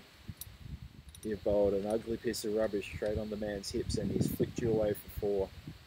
The same way I would swat a mosquito landing on my cheek. Well, actually, probably not on my cheek. Just with absolute disdain. Smack. Boom. 4. 4 wide, 4 from the captain. We talked about him trying to break this partnership up, but it's gone to 88 now, so they're nearly at that 100 partnership mark, and they really look like they will get it. They do look like they'll get it. I agree with 100% there. Could even be in this over with 4 balls left. I didn't think I'd be saying this, but I think you're right. Sid's needed to get this one on the money. Another full ball. Oh, he's absolutely spanked another that. full. What a Wow. great shot. He's dragged that from outside off, hasn't he? He's just gone bang. That's confidence. Rahul Dagger up to 40 now. Confident. And Sid's probably wondering what's going on. Yeah, he's a couple full balls here. He needs to get his length right. Yeah, he's all over the shop. Absolutely over the shop right now. Oh, it's in the air, top edge, but we'll drop between the fielders and take the single. Just take the one. Yeah, I thought we were in with they were in with a shot there of maybe catching it, but no, it's gone in the air. But again, Sid, he bent his back. He tried to make it a short ball for reasons I don't know. I'm not sure how he's going to go now against that tree, who's had more of the strike and has got a few more runs. Let's see how he goes. There's a bit of work for the outfielder there, but he gets down to it, and it's just the one run. Yeah, Sid's radar's definitely not switched on right now. That throw from the keeper back to him as off. 15 from the over, one ball to come. 128 for 5. To the end of the 16th over. He's pushing the square fielder back. There's such a gap on the leg side, it's ridiculous. And he goes a bit finer, and he's going to get it between the fielders. That's be another boundary. Well, round the wicket there, Sid, and change of plan. It didn't really work. It's another 4. Did not work at all, did it? 98 now. 98. He almost got to the 100. As you predicted this over was a possibility, and you were almost right. Wow. If someone had told me, I probably wouldn't believe it. But there you go. Sid's gone for 19 off his over. Rahul Nagar on 45, actually on 46. So they're close to a partnership milestone and a personal milestone each as well. They are. With 4 overs left. It'll be interesting to see what score they end up on. The projected score now on 165. And Every time I look at the projected score, it's like it's up by about another 10 runs. It's yeah, it just shows that the confidence and power of these two batsmen and how they've taken the game completely away from this Invitation 11. I know the Invitation 11, they haven't even started their innings yet, but I've got to say that the warning signs are loud. 132 for 5 after 16, 4 overs to come. they definitely need Sid to bat better than he's involved in that one over. And we'd probably have to say now that the Invitation team have wasted their best bowlers. And well, that just showed it was wide down the leg side. Yeah, it's not a great start. So we know we've got Farhad coming back for 2, so I expect Farhad to bowl the 2 from this end. That would leave maybe Piyush to maybe have another over after this from that end. That's been smacked out to the cover boundary, just for the single. So that's probably how they're gonna go. So Piyush to bowl this one, then Farhad, possibly Piyush to bowl the 19th, and then Farhad to finish off again from this end to complete his 4 overs. That brings up the 100 partnership too, 100 off 60 balls. Good ball there, so well batted by the guy, and actually they've really saved their team there. They really have, haven't Channel they? were in some big trouble.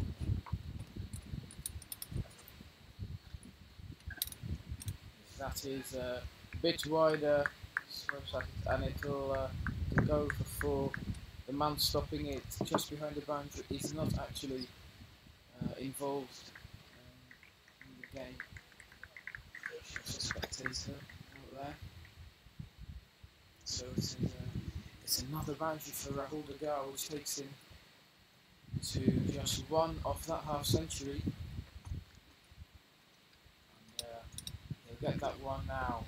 So 100 partnership up for SledgeHammer a couple of balls ago. Yep. 50 up for Rahul Dagar now, and his partner actually will be looking to reach that 50 2 up for the guy. now, I'm sure.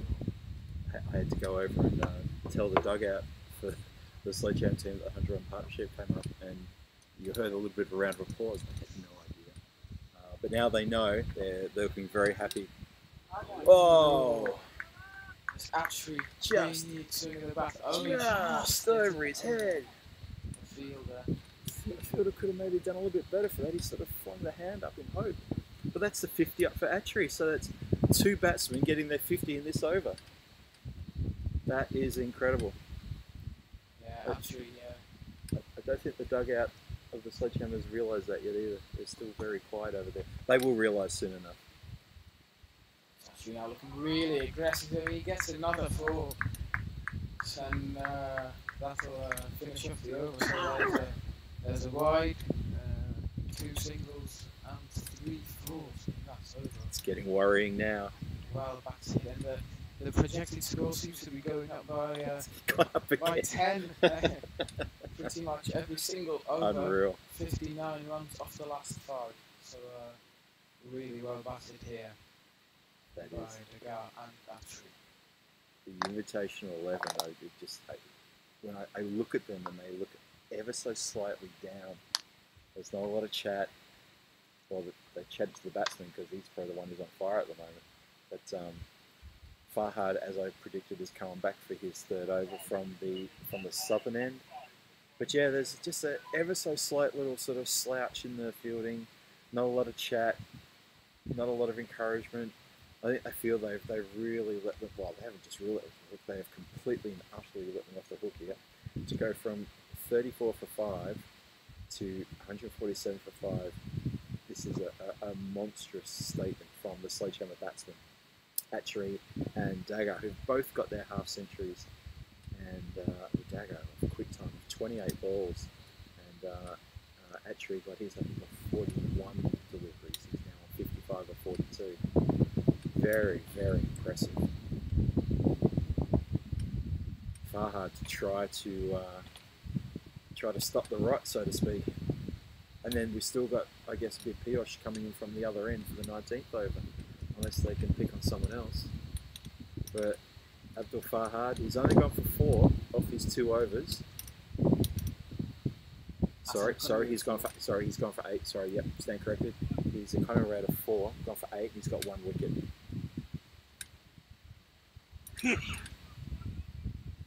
Yeah, quality bowler, right in the channel.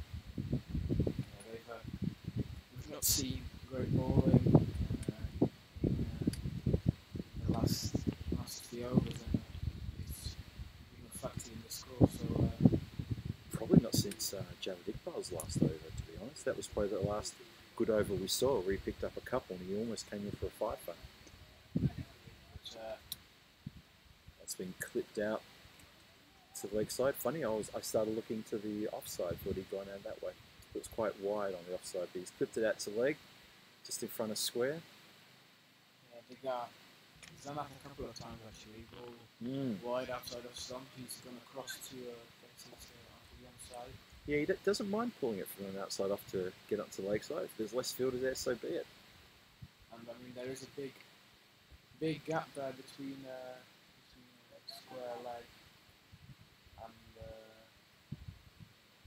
long arm. So Yeah.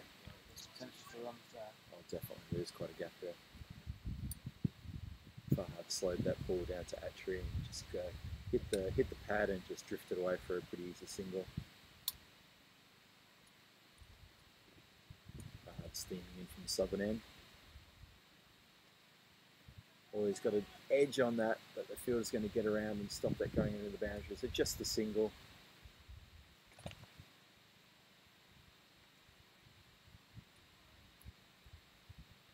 Projected score is still around the 170 mark, but I do feel with Farhad now coming under bowl this over and I'd say definitely the last over, that score 170 may be a little bit too far. I'm thinking maybe the 165 area is where they might end up. which is hit that straight to the fielder, has archery, and that's another dot ball. So one more ball to come in this, the 18th over. It's only gone for 3. Abdul Farhad doing the job at the end of innings for his team, try to contain the score. Oh, that's a bit of a loosener.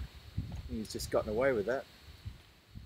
I think maybe he tried the slower ball and it looped up a little bit high, but he's gotten away with it. And that's his over done. He's only gone for 3. 150 for 5, 2 overs to come.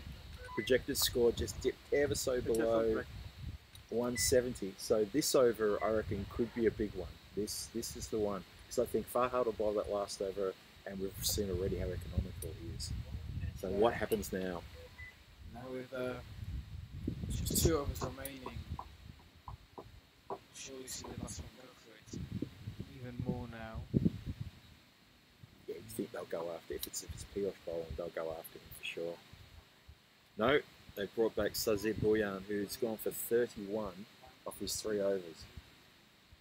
So they'll know with Farhad coming up in the next over, they'll know that this is a good opportunity to score some runs before then. So they'll definitely be looking to and actually both well set their partnership on 116 now, both in their 50s. And well, no ball called by the square leg umpire. I'm not getting 4-2. Oh, that's just slack. That's bad communication. That's slack.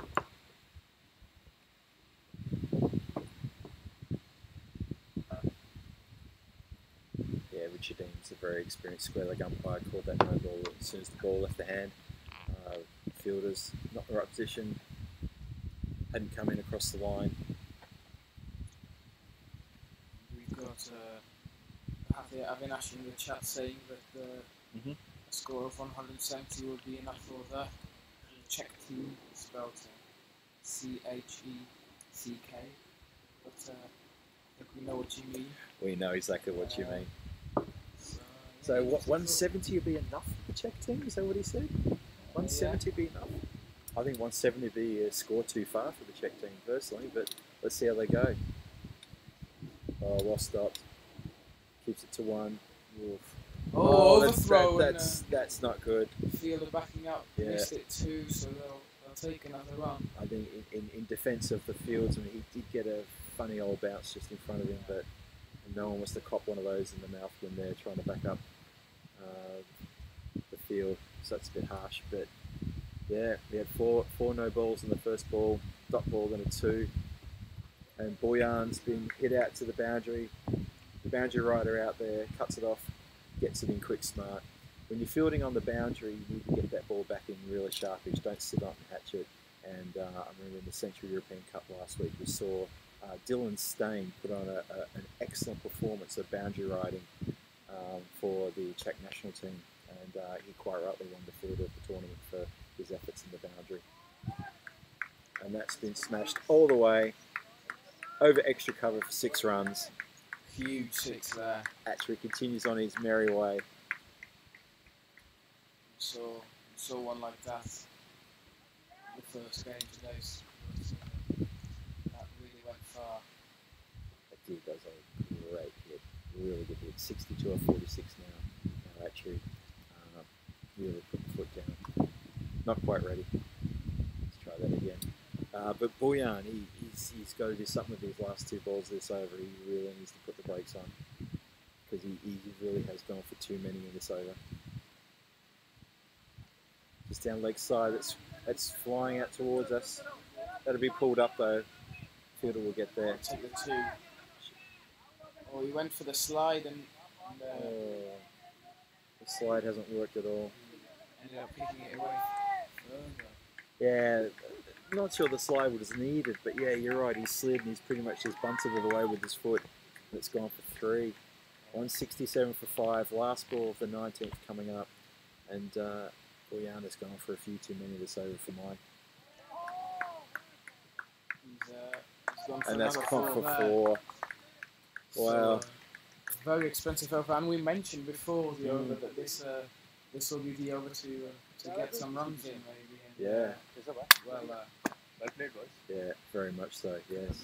boundaries, 3 leg buys in there as well. So 171 for 5 now, going into the last 175. over. Incredible. Yeah, this has been absolutely awesome batting from Atri and Dagger. Fantastic stuff. Still okay. 137 off 78. Dug them out of a hole that was so deep I didn't think they'd find their way out, to be honest. And ye of little faith I'm accused of being. But look at that, from 34 for 5 to 171 for 5. And Farhad to try to put some respectability and stop the scoring. But they've hit the 170 mark, and that's, for me, that's a total for all day. I don't think the Invitational 11 are going to be able to overhaul that one. That's a tough mountain to climb.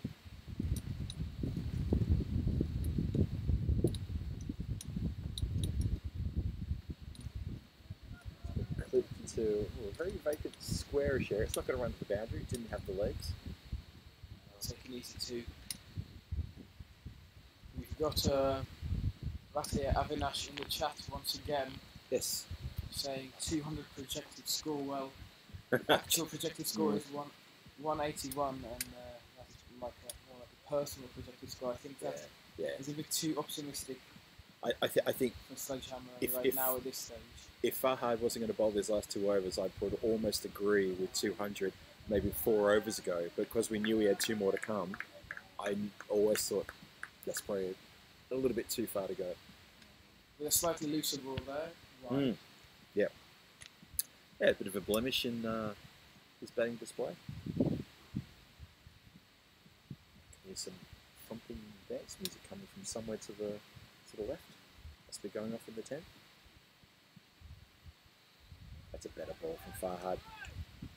He looks good when he's bowling in that 4th and 5th stump channel. Looks real good. It is the channel of uncertainty I hear from the voice behind me. That's right. Who says that? Vinny.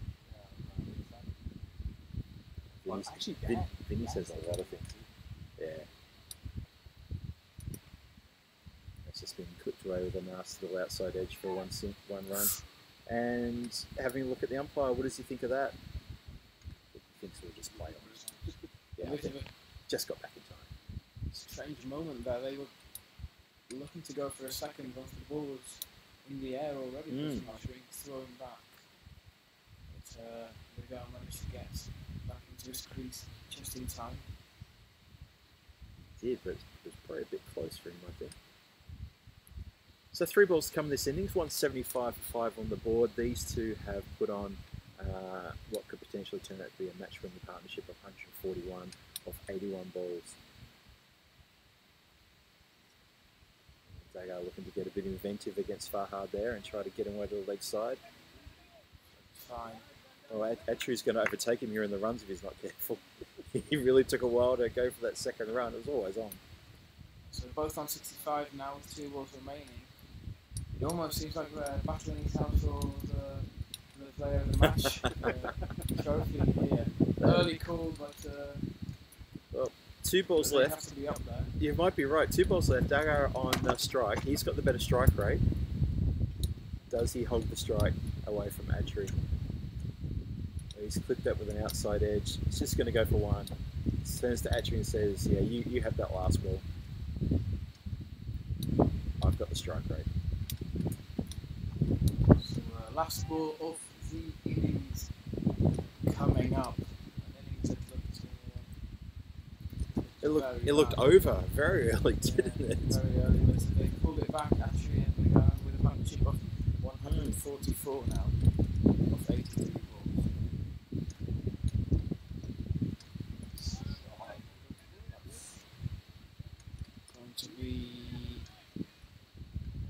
It's going to be an easy run out, but the damage has been done. Yeah, last ball of the innings here, might as well go for the second. That's right. So it'll be the Gar run out in the end, but his partner will walk off with him as that is innings over 178. 79 actually. Yeah, 179 for 6 For 6. in their 20 over allotment. Sledgehammers battling back from 34 for 5 in, I can't remember if it was the 6th over or the 7th over or when it was, but all I know was it wasn't many runs for a few deliveries, and 145 off 84 balls, that partnership, and they've dug them out of like a massive, massive hole there. And they put on a score which is going to be a very, very tall order for the Invitational 11 to get. Very tough ask. Yeah. Generous round of applause from everyone as the batsmen come off. And I guess they've shown here, Sledgehammer, why they're undefeated so far. Came back from a really, really bad position, and they've got a good squad. But when the top order lets them down, they know they can rely on their other batsmen as well. And actually, with 49 yesterday, 65 today, he's batted well, and I'd say he's competing with Yamash from the United Challengers. That's right. That's right. And I almost feel a bit. It's kind of funny because in after Javed Iqbal finished his 4th over and he had ended up with 4 for not much, and we said he could get a 5-fer. I even very silly sort of said, "Well, he's put his hat in the ring for the man of the match." I've got to take that back now and say, well, you've got to talk about Atchery and Dagar now for man of the match. I know there's still a whole half a game to go. We've still got the innings to go. There could be a star performer in the Invitational 11 about to come out and take this game by the scruff of the neck. But they have to score 180 runs off their 20 overs. That's going to be very difficult. That's going to be really, really hard. Going at around about 9 runs and over, right from the get-go. It's going to be super, super tough for the Invitational 11. Yeah, it is, but they do have some quality batsmen.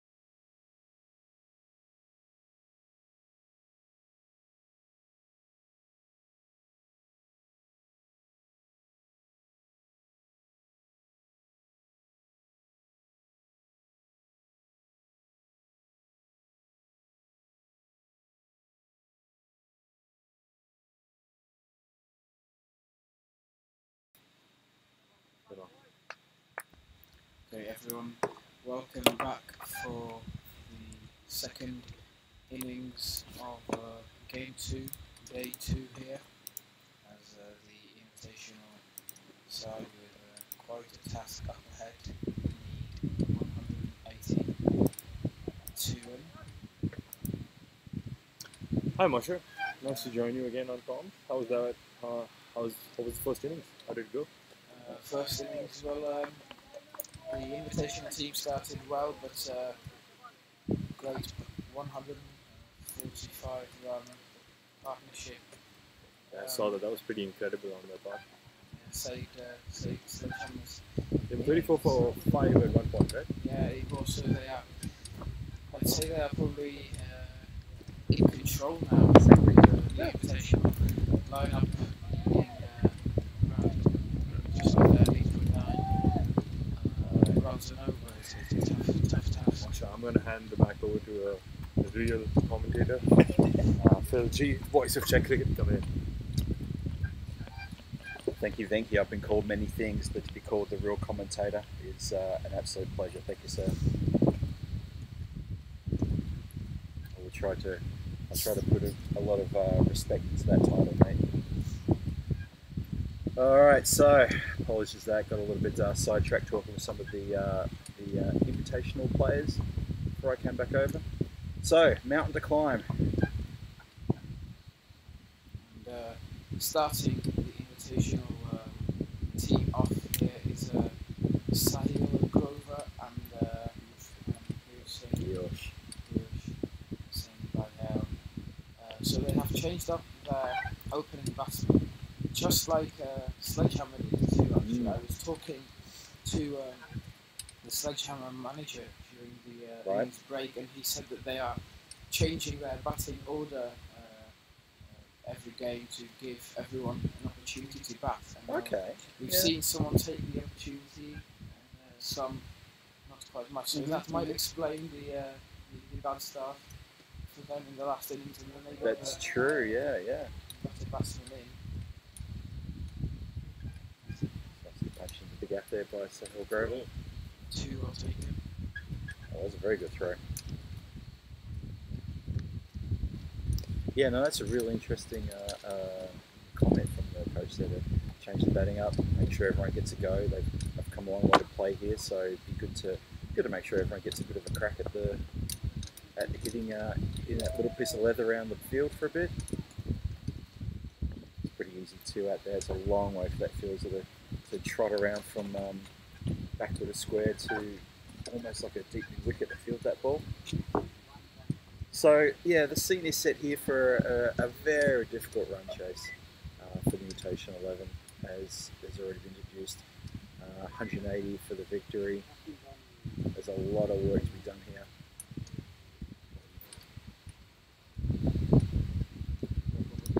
It's not like it's not doable. They got in 11 of that first over. They need to be getting 8.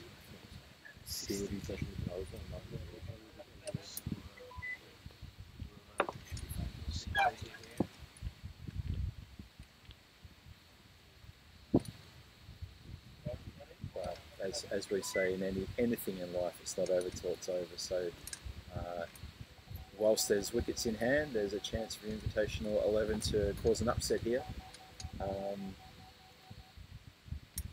I think it's unfortunate for the invitational level that they were in such a strong position at 34 for 5, having the SledgeHammers not just on the ropes but literally down on the canvas. They just couldn't finish them off. Yeah, and it looked like we were finally going to see someone defeat SledgeHammer, but that now is not going to happen again. But that's it. They won't quite be a 4, but they'll come back for 2. So yeah. Well, anything can happen in cricket. It's a funny old game, isn't it? 20 overs to score the runs. As long as there's wickets in hand, there's always a chance, I'd say. Sahil Grover's been around for a while. Again, he's another one of the players that I spent a lot of time commentating about and watching over the years. Long experienced campaigner with Pure Singh Bagal, who's also been around for a little while now. But yeah, it's a very tall mountain to climb. Obviously, a massive power play is needed here. These batsmen need to take advantage of the fields from being up, and they need to be able to pierce those gaps or go over the infield. And of course, the sledgehammer bowling has to be pretty tight, and that's gotten away from the keeper. They're going to look for a second. They should get it very comfortably. That fielder just trots after it. Yeah, they've got a big score to defend here, so I think they're going to feel the sledgehammer's not going to feel a lot of pressure right now. I mean, they can't get too relaxed and too complacent. They had a wide the previous ball. They gave away unnecessary runs there. Slight error from the keeper, so they still want to try and keep it down. That's one left. I think he was trying to go for a wide but it's his body, so the ball right.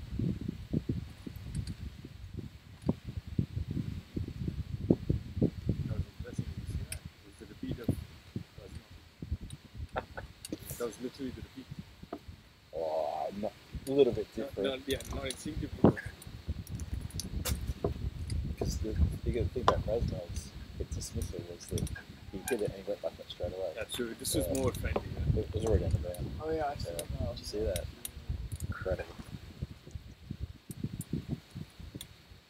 Yeah, we're just talking just off mic here about handling the ball. You see that Sahil Grover just allowed the ball to hit him on the body, and he picked up and go back to the wicketkeeper. We saw an extraordinary delivery which was given out in the Central Europe Cup last weekend, where the skipper of Austria bunted the ball. It's been hit up in the air, but safe. A couple of bounces to a fielder moving round to his right to cut it off. Yes, Rasmus Shigewell, the captain of Austria, he bunted the ball just literally at his feet, and as it bounced up back at him, he instinctively just put his hand out and caught the ball, and then threw it to a player as though to say, "Oh, here's the ball back." And the appeal from the Czech players and the umpire gave it.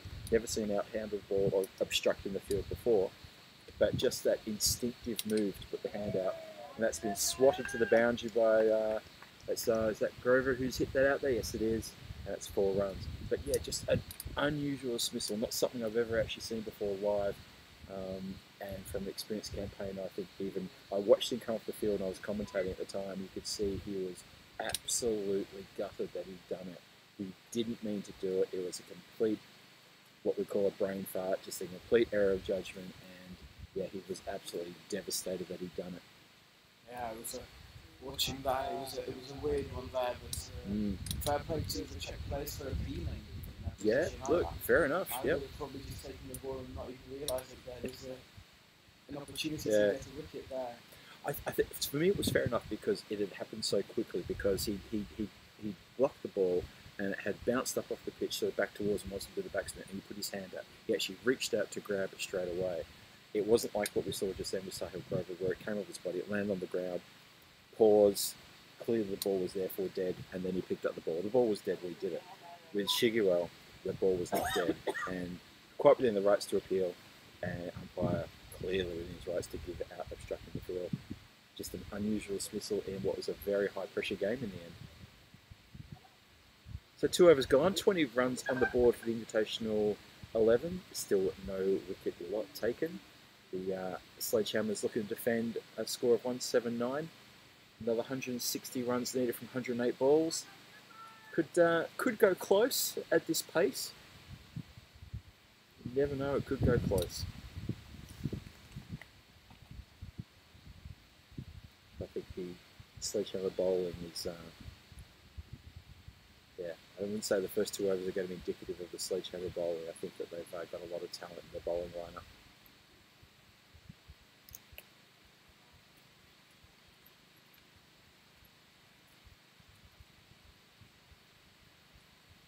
And a bug has already gone in my beer. Well, this stage has gone from good to bad. It's bugs left. You can see him actually glogging away right now. Well, that'll teach me having a beer on commentary. Chipped away to a very packed infield. Oh, he's hit it and he's gone. What a throw! Oh, what? Just clipping the bails. That is a great throw, isn't it? Oh, out of nowhere. I'd love to take a quick single. It looked like it was bouncing over actually. First off. great throw. That's a terrific throw, and that's really going to hurt. It's not going to hurt the invitational chances, the invitational 11 chances, but the batsman's got to feel gutted for that. It was a nice gentle push. The single was probably on, but as it turns out, it probably wasn't because he's hit the stumps. What a great throw!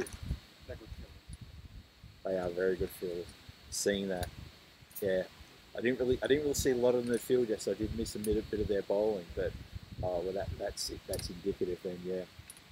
What was the number of the fielders destroyed? Quick change of pants here Before the run out. for the keeper.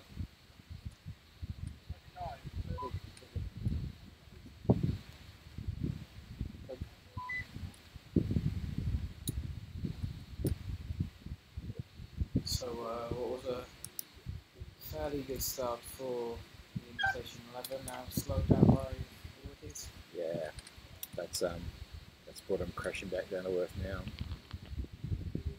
I mean, I know it's only 1 wicket, but that's pretty tough. They seem to be doing pretty well, the openers. 20 runs for the first wicket stand, but Piocha's managed to get himself run out for what I thought originally was a pretty smart, quick single. Yeah, that ring of fielders on the offside, on their toes.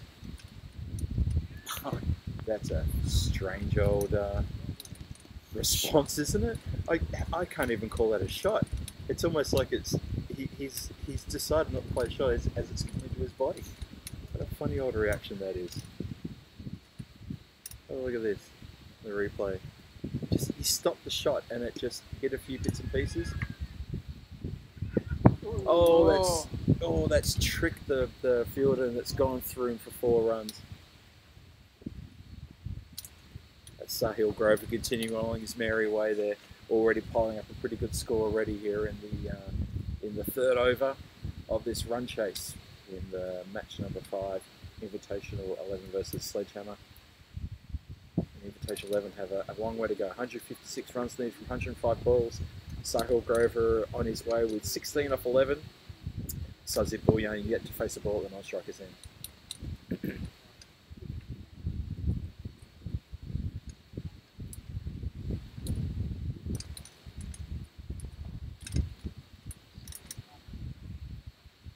And that now does bring Sazib onto strike. He's got 2 balls to face in this over from Dilip Kumar.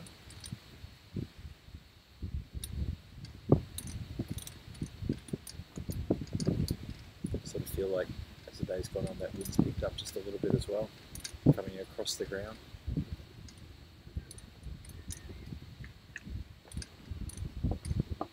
Yeah, it's a good quick call from Sahil Grover. Saw the single, pulled his man through, nicely run.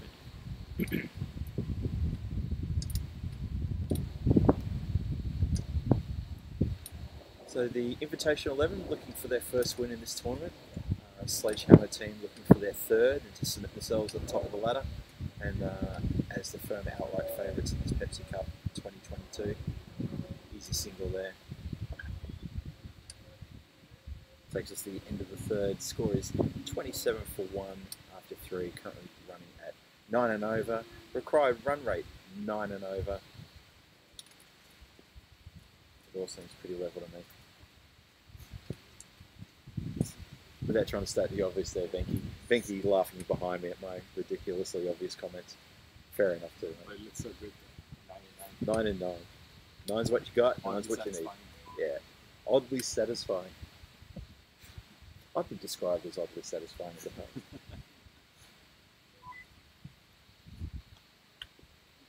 Actually, if my wife's listening, she's probably just thrown up her tea. And hello, Renata, if you are listening.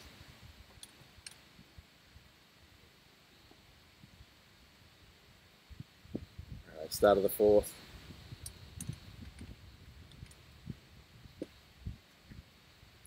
Just a bit watchful there from Sazib, as Pradeep Mahanti is bowling his 2nd over.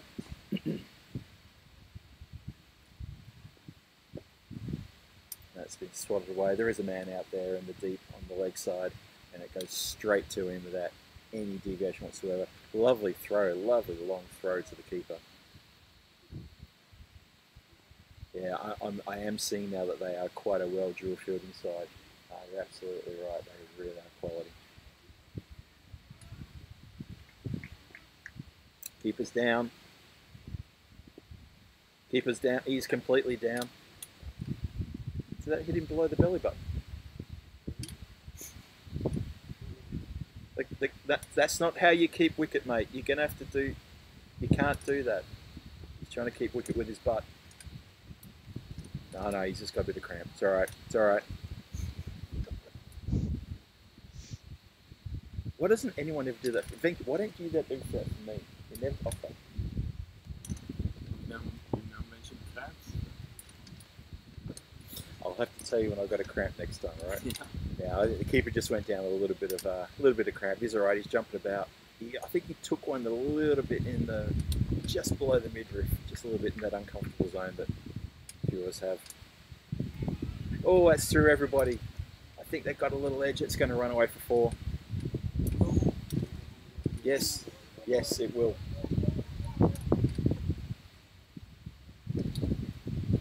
And that is indeed indicated by the umpire as 4 off the bat. So that has gone between keeper and slip. And the wind is picking up again. It's swiveling my screen in front of me.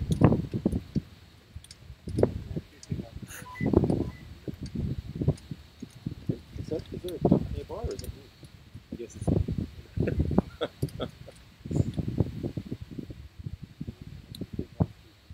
very watchful there by Sazib. So Pradeep Mahanti, he's had a good over. He was a bit unlucky not to get caught behind there, either by the slip or by the wicket keeper, but Sazib got enough on it to pierce the two of them. And he's clipped that very nicely off the hips, and that's gone for 4. Lovely shot. Yeah, Sazib Bouillon pushed up the batting order, and we saw him strike the ball with some very, very good power in the Central Europe Cup last weekend, and he's doing a little bit right here. So 38 for 1 after 4. That over went for 9. Current run rate is 9. So doing okay. Still on target. Do they have a chance? Moshe, do they have a chance?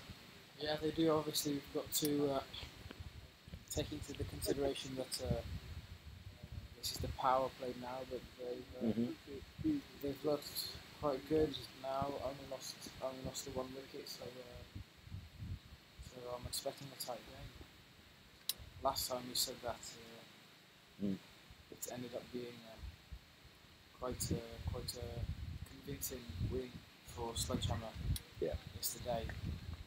Hopefully we can see a bit more excitement, some tight game until the last ball. Yeah, that'd be good to see.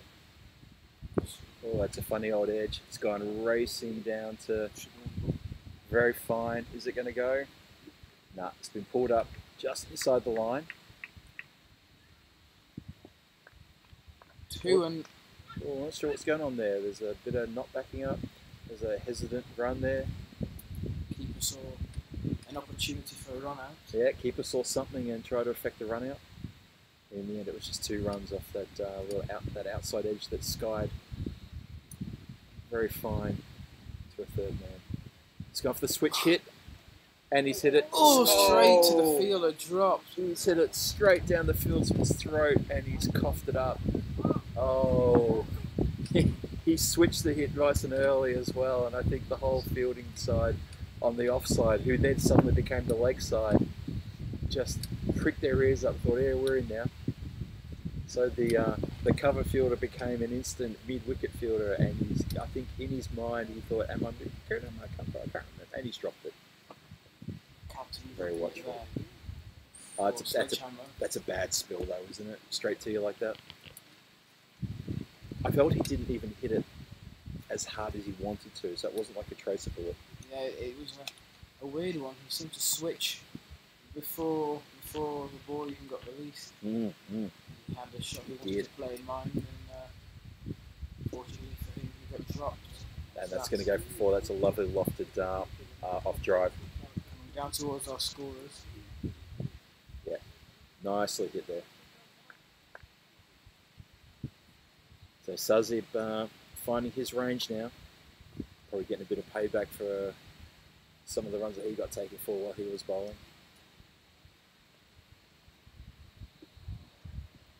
He has to wait on that one just a little bit, but just bumps it back to the bowler and dot ball.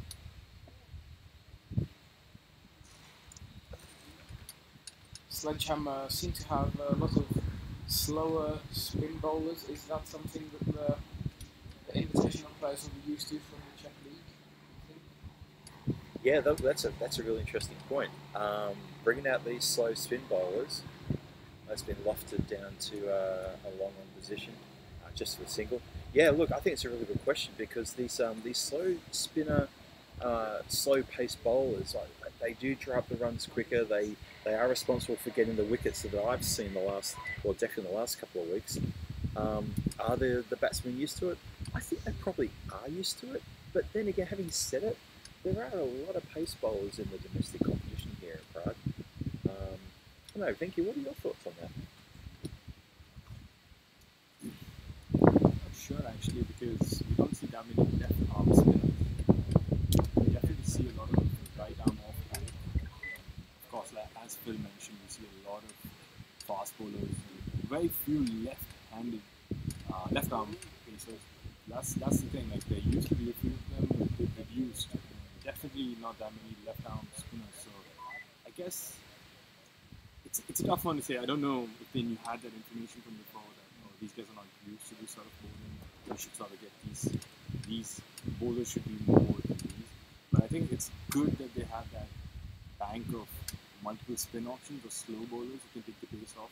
Because I mentioned in a couple of games ago that giving pace to the batters on this pitch is good because you sort of get into the rhythm of playing. But when you take off the pace, you have to be more watchful. You have to be more patient. You have to look for you need to use your wrist more as opposed to force the ball. So that's what I'd say. I don't know if I answered the question, but that's how I go about it. Yeah, no, I agree with you. I mean, the slower spin bowlers, they force the batsmen to make the pace themselves because they're not creating the pace. It's such a clever way of bowling. It's such a clever attack as well. And you can see the way the field is set up for these slow bowlers. There is, and we pointed this out in the last game as well, no fielders, literally one fielder behind the bat, well, 2 if you include slip, but that's it. So that they're expecting the batsman to be hitting forward and not to be playing around the corner and these edges. As you see, they're just bunting down the ground to a pretty deep mid-off area for an easy single. So 47 for 1, 5.5 overs gone. Deepak Sharma has come on to bowl from the northern or Chateau end.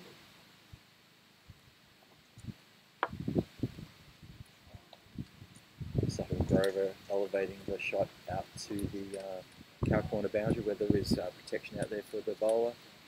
Got a bit of a nasty bounce on the throwback, but there's no chance for an overthrow. Sahil Grover now 25 from 18, going nicely. Sazi Bulyan also going nicely as he launches that one. He's got that one a lot squarer, and that's going to run to the boundary. Almost a carbon copy of Sahil Grover's shot, but he got it squarer and he beat the fielder. Sazi Bulyan now goes up to 19 from 13 deliveries. His partnership now up to 30 runs. They've recovered nicely from that wicket that they lost in the first couple of overs. It was Piyush who went for that run out. They're 52 for 1, approaching the end of the power play. Last 5 overs, 43 for 1. Hi Phil, glad to join you back. Moshe's just Think he's back full time, is he? No, Moshe's just doing so many things that he needs to be taken away from commentary. He'll be right back with us. No worries. Because Moshe and his brother Ben are doing the social media as well and the casting. And they're also doing the scoreboard sometimes. So credit to those guys. And much appreciated. We really do appreciate their work. And we appreciate the work of all the volunteers here today, all the people helping us out, surrounding us to help put on this tournament. And once again, I've got to pass my congrats on to Karel Ziegler and Chris Pearce for getting this event to the situation that it's at. And of course yourself, Enki, for the production work and the electronic work around us. Very well done for everyone. It's just been a pleasure. and it's just set up so well. So I'm glad to be a part of this. It's actually my first Pepsi Cup ever. So Yep. I've always heard about Pepsi Cup, but I've just never been to a game or been a part of it. And I'm the same. Me yeah, too. I'm just very lucky to. I mean, I heard so much that I'm glad I can be working back end. I'd love to play, but hey, that's up to Piyush. Well, it's Wherever funny, you are. the couple of days before the Central Europe Cup, so about 10 days ago, I was talking to Danny Czech, and he mentioned the Pepsi Cup, and I gave a big double take, because I didn't know it was on. I completely had no idea it was on. And that's been pushed down the ground. Just the man coming off the long off boundary to take that one. The wind's picking up again ever so slightly. I've got one hand on my beer and one hand on my microphone. I need an extra hand to put it onto the monitor because that could move as well. That's clipped straight to the fielder, no chance for a run. Sorry, you were saying Danny Hudich? Yeah, Danny Hudich, he mentioned the Pepsi Cup was on about 10 days ago, just before the Central Europe Cup. And we were meeting at a pub somewhere here in Prague, and he mentioned it. And I thought, I completely lost track of that. I completely lost track of the Pepsi Cup. I had no idea it was on. So, yeah, I mentioned something to Carol when he was here at the Central Europe Cup last week. I said I'd like to pop up here and just watch a bit of cricket. Well, he's almost got away with that. That did not go for the 6 or 4, or I went to the keeper and returned back To the to keeper, bowler. no, Wow. he didn't get that. I've seen Sahil Grover play that shot before, but where he smacked it straight into his stumps. And it is one of the funniest shots in cricket when you see a player do that. They should look for 2 here. And they should get 2. Yeah.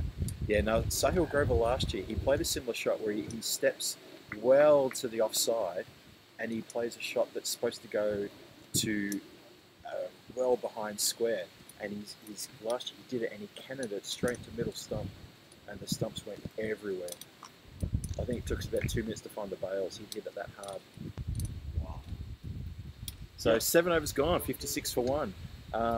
Yeah, sorry, just to finish that off, I spoke to Carol about popping up here, and then Chris gave me shot me a message on Wednesday night just to see if I wanted to come down and help out on comms and help out around. Of course, more than happy to. And I'd actually wanted to pop up here because I was speaking to Abdul Farhad at the Central Europe Cup here where he didn't play, but he was spectating, and he told me he was going to come up here and play a few games, and I'm a big fan of his. I think he's a fantastic bowler, and I thought, yep, I'll pop up here then, spend an afternoon and have a few beers and watch a bit of cricket. And it turns out I'm up here working with you instead, Benki. Yeah, I mean, Farhad is a fantastic bowler. Just before we get into the fun of the games, Farhad is a fantastic bowler, and I think he's going to be a massive addition to the squad that's going to be traveling to Finland for the World Cup qualifiers. I think his performance today sort of speaks off it. Like when he was bowling, it was just so hard for the SledgeHammer to sort of get going. Yep. He was variating his pace, he was changing it up, he was playing with lengths. So I was just having a chat with some people back around when Liga is going. We were just talking about his bowling, and I said he's not a fast bowler, but he's a smart bowler.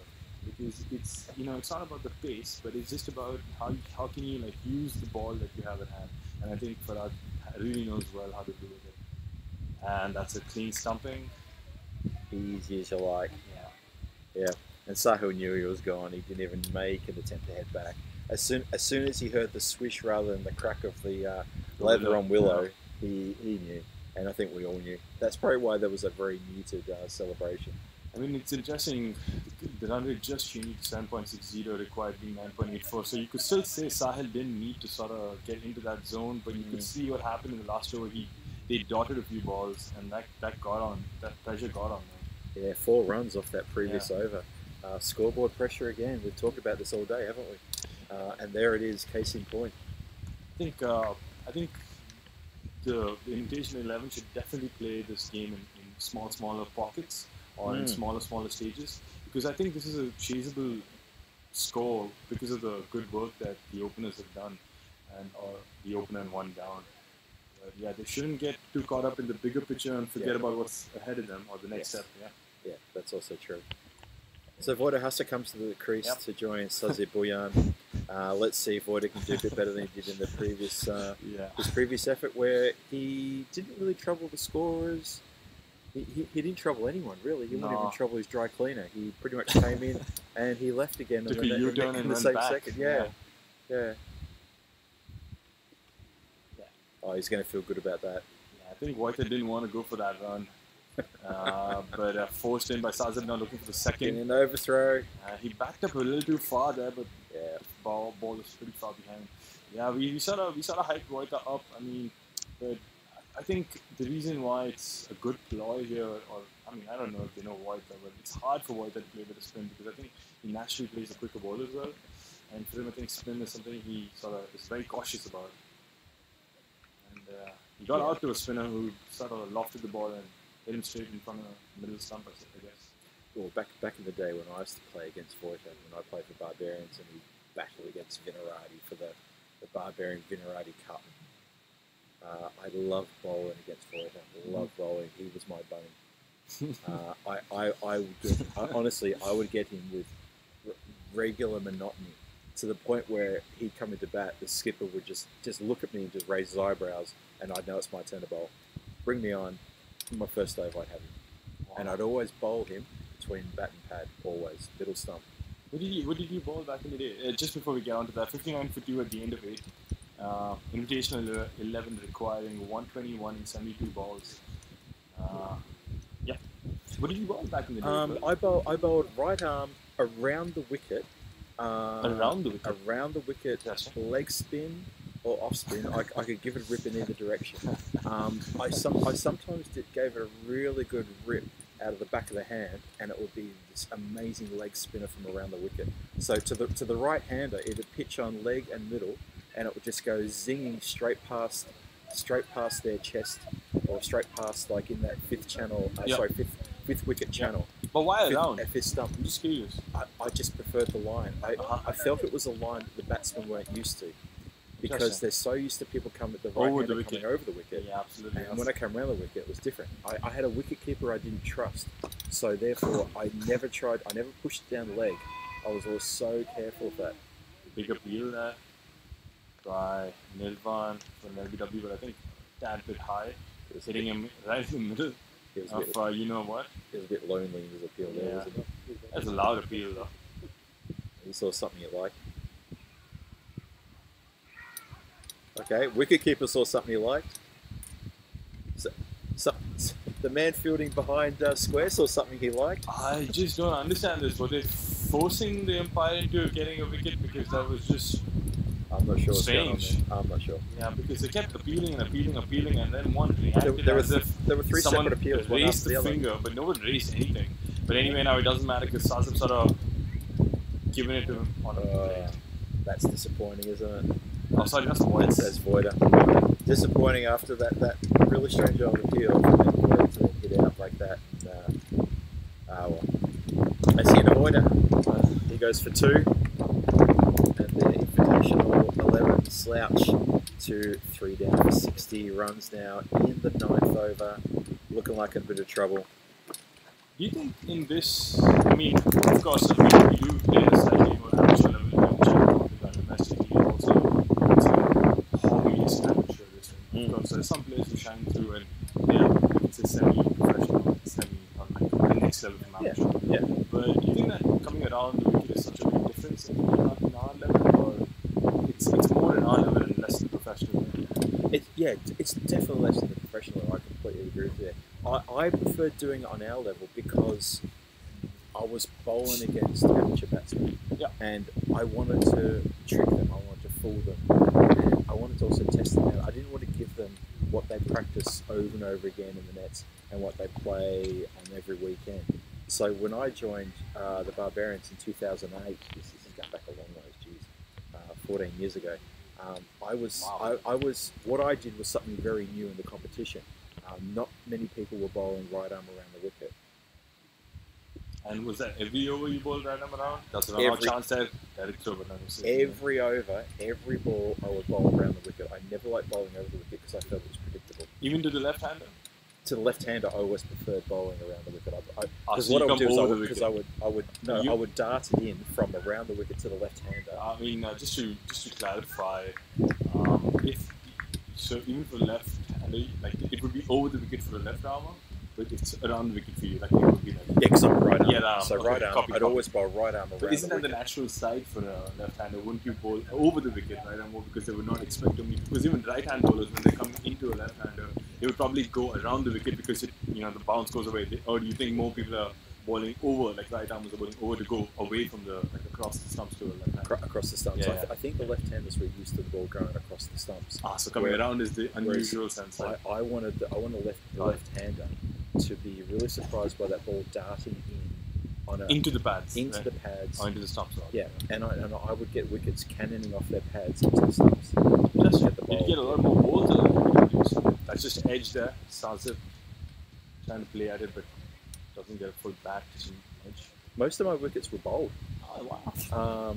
I don't think I got any LBWs from memory. I would get a caught behind. Danny Hudacek, our fellow commentator, he'd be in the slips. Yeah. He used to take a number of catches off my bowling as well. Again, to the right-hander, angling across the right-hander because it's been ripped away towards the slip cordon. The batsman putting the bat out there for a little gentle prod, and Danny in there at a wide first or even a regulation second slip, straight to his pouch, not a problem. Took a few catches, I remember, quite easily that way. Yeah, that's the thing about Danny. I just know him as a fellow commentator, more as a friend and then a commentator. And for me, the first thing that comes to mind about Danny is he's a quiz master because it's just one of those things that's embedded in me in my Prague culture. But I didn't know that he was so back. He was a slip fielder, and he had so many different roles within the Czech playing situation as opposed to the coaching and the managing. Well, here's the funny thing. When I was playing for the Barbarians in 2008, the skipper of the Barbarians, the vice captain, and the founder of the Barbarians and I were at Vipik, where we used to play cricket up in Vipik. I live very close by. Oh, okay, right. And for our viewers who wonder what I'm talking about, it's in the sort of eastern suburb area of the city of Prague.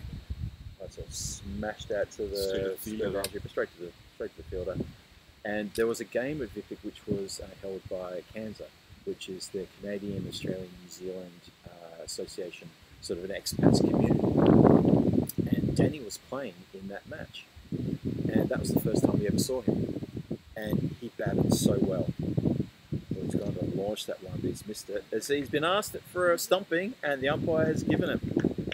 Batsman cannot believe it, but he has clearly stepped out, and the umpire has said, "No, you're done."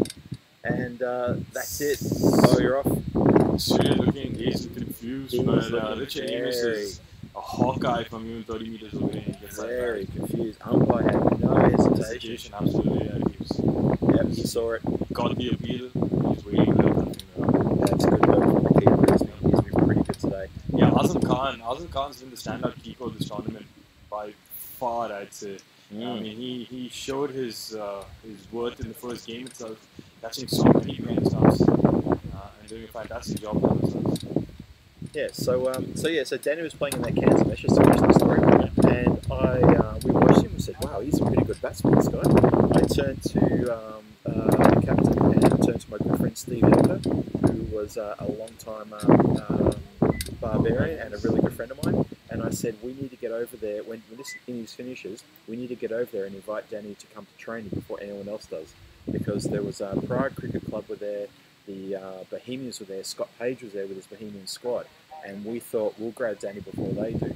So we did. We invited him to have a beer with us, and then we invited him to come to training with us, and he did. And he joined the Barbarians. And I'm very proud to say that I was one of the instigators to get him into the Barbarian team. I don't think we did see, I don't want to say the word coaching because I don't think that's the right word, but I don't think we don't see some smart transfers, where clubs can sort of find players and sort of look for it, because I think it's a bit touchy. It's a bit, community might sort of react violently. But yeah, spotting good players and sort of getting them into the mix of your club, it's just how it's done. You have to look for it. I'm glad you got Danny. That's awesome. It's a good feeling also for the It was a real coup for us because at the time the Barbarians we were good. But for me, I could seen as a race. It's hard for me to imagine you and Danny who check out the Barbarians, because for me the Barbarians have a different look now. They're incredibly different. They're a very street smart. They're a very smart cricketing bunch of that's. Yeah, it's massive. It's a fantastic shot there. Yeah, street smart. Are you saying me and Danny aren't street smart? No. It's just that of course, I didn't get to experience playing with you guys. Yeah, true. But it's just that I've been up against Barbarians, and we've always had a pretty pretty, like you can say a good competition in the field. It's always been intense. Locally here, domestically here, the Barbarians versus the Vinor team has always been a real highlight.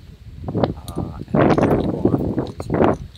Back in the day, we established the Banks Elder Cup, which was in obviously for Hugo Banks, who owns the field that we're playing on now, and obviously Steve Elder, who was my skipper before I took over as captain of the Barbarians. Still there in Prague, really good advocate for Czech cricket, former national team member and national team selector himself.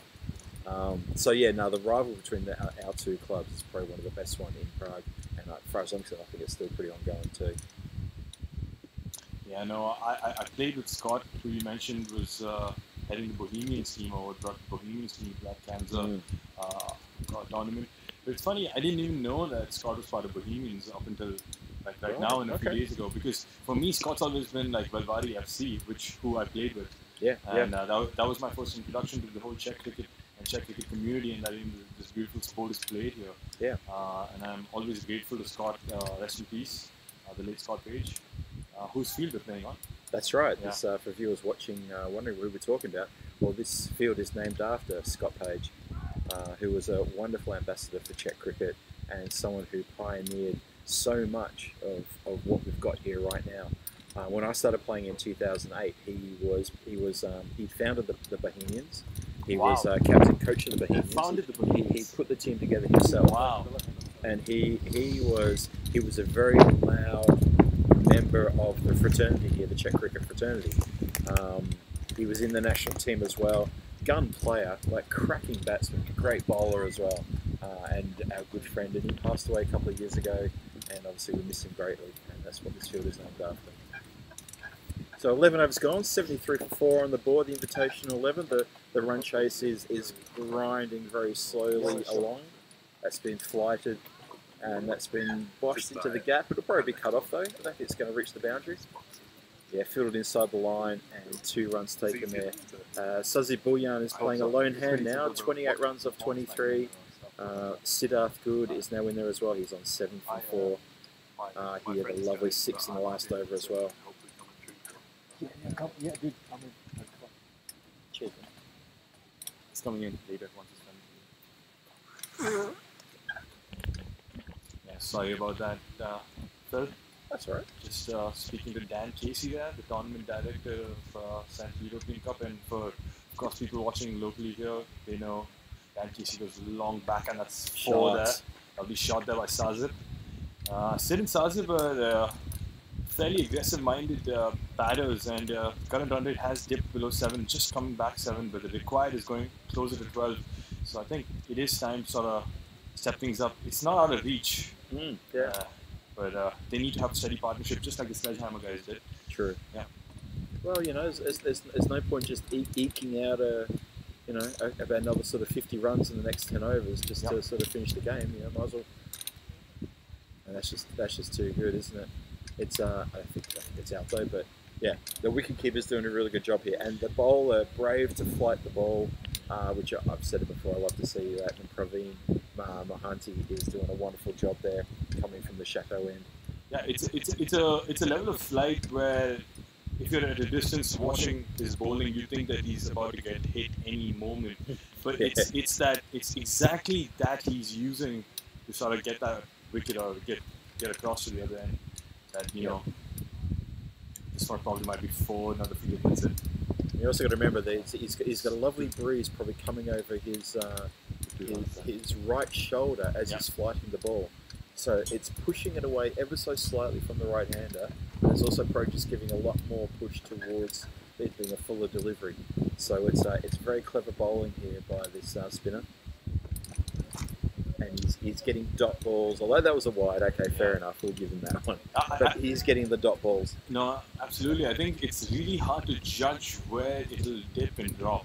And I think that's why Sazib not hesitating there, gets perfect connection then, that's 4 runs to cow corner. That's a great shot. That's a fantastic shot by Sazib. Sizing him up really well there, took 2 balls, or took a couple of balls before just sweeping that across. Yeah. Well, Sazib has pushed himself up to 38 from 27. He's motoring along very nicely. Yeah, I think Sazib's taking it personal the way SledgeHammer sort of washed him up, beat him around in the first innings. They did. And he's like, I'm not going to leave here without leaving my stamp. I think he's doing a good job at it. Venkin, can I just say, not for the last time, they treated him like a business shirt. Yeah. Took him to the cleaners. They took him to the cleaners. Yeah. Yeah, but I think Sazib is, well, the thing about Sazib, I've spoken to Sazib quite a few times, and Sazib is a fantastic guy at heart. He's a really nice chap. I think he also has that very street cricket, or like that very street-wise cricket sense about him. And I've always told him, I'm like, he also talks about himself being a very good death bowler, but not in a cocky way. But he just says, I back myself to bowl those overs. Those are the tough overs, and I don't want someone to think that I'm shying away from them. But I think that's one of the things with death bowlers. You have to be impeccable with your legs. And unfortunately, like he didn't get to execute. But we see the best of bowlers in professional and national and any level sometimes get it wrong. So I think this could be his bad day, but he has to make sure he corrects it for the games he does if he wants to be that death bowler that he really wants to be. Totally agree. Sit there just getting ready and bowler being very sporting about it. That could be a catch, but it's a little far out from Idrish there. Yeah, it just drops it down. In the end, the fielder made really good ground. Idrish has a fantastic arm as well. He has been throwing the balls when he's been getting out of the boundary before, and he just gets them perfectly into the keeper's arm. So definitely not a fielder to take on. Number 17. Swing and a miss. Swing and a miss. Sid good has the right intent. Quite not just going to 12, exactly 12 and over here. So they have to get it. They have to get going.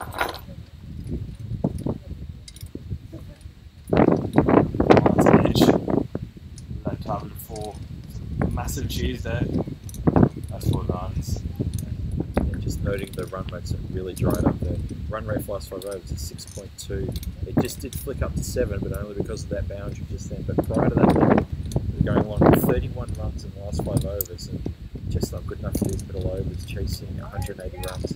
It's totally fine if they had that extra gear where they can be like, okay, now we can hit 4s and 6s at will, or we have the ability to back ourselves to sort of clear the every over 1-6, and then we can take the singles. Yeah. But unfortunately, I'm not sure if these batsmen have discussed that to sort of get into that gear. Like, okay, you're going to be the 6 hitter, I'm going to be the single and double taker. Yeah.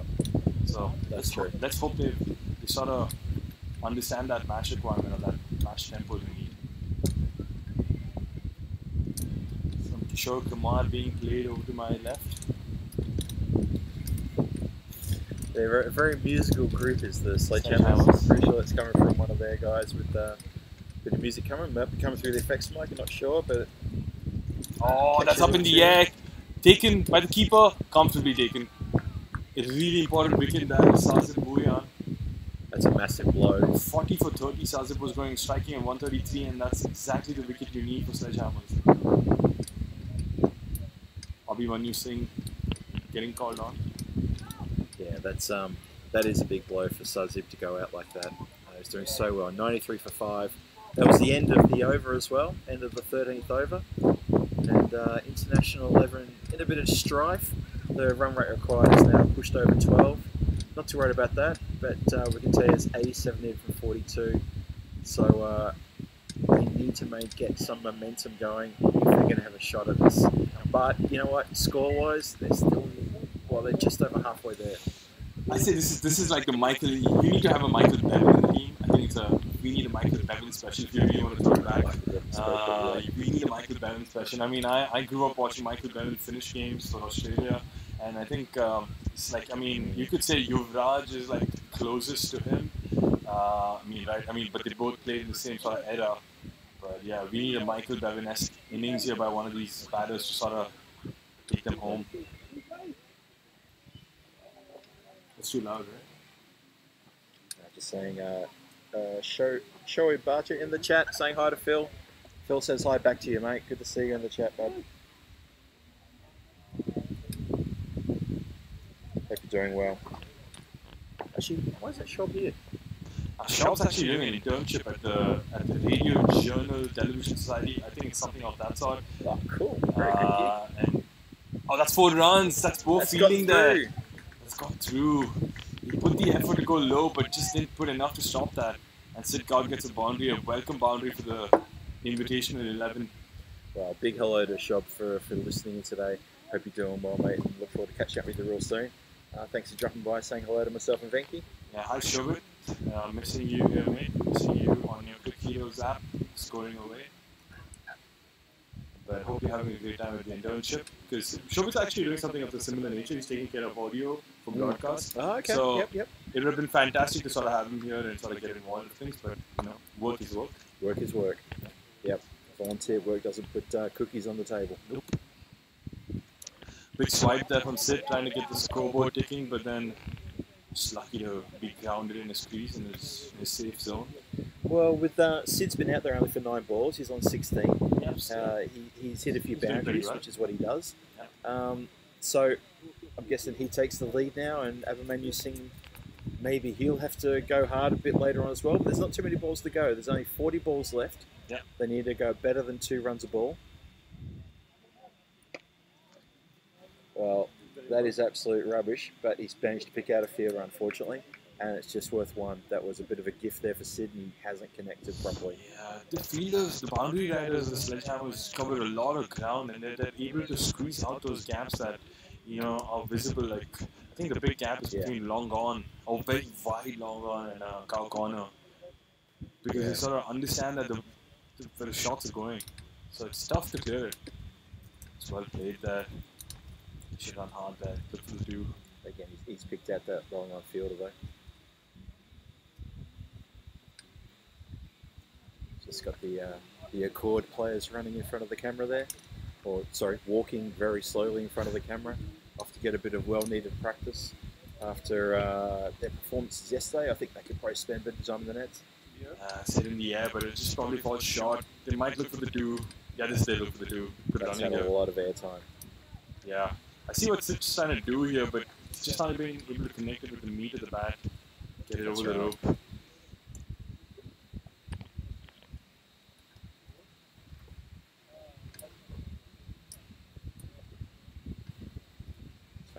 The Sledgehammer players coming over and asking the scorers what the score is. Do we not have the scoreboard up and running? We do have a manual scoreboard here at the ground. That's another shot. That could be a catch. And it's stick. It's well judged. Yes. Players going to ground, maybe just fell a little bit awkwardly just at the end there. Sid looking at his bat, but don't look at the bat, Sid. Just I guess he just missed the gap there. But it was a good catch. He covered a lot of ground, kept his eyes on the ball. I mean, it's always been really good fielding, apart from that one little drop in short covers there of I think it was Sazid, if I remember correctly.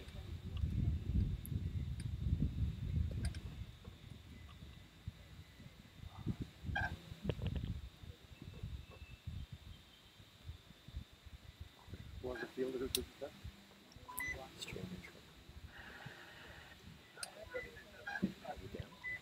No, we're not. We just expect, if you're experiencing a bit of a not so smooth experience in the stream, it's because our internet's going up and down, so just bear with us, please.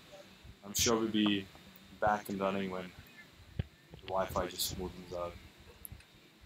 We think it's atmospheric conditions as the Vogon spaceships are moving overhead from Hitchhiker's Guide to the Galaxy.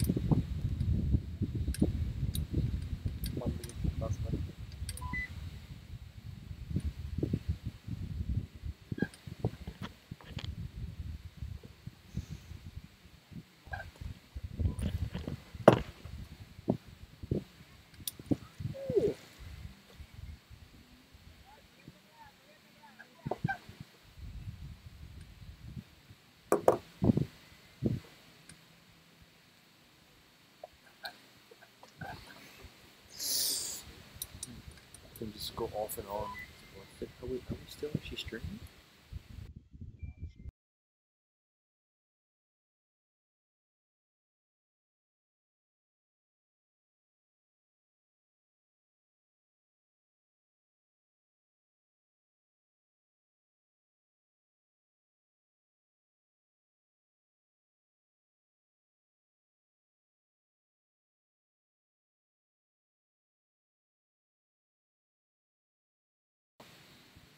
And welcome back, everyone. Sorry, we just had a little technical hiccup there. Maybe one of the record players when we went past might have tripped the cable or something, not too sure.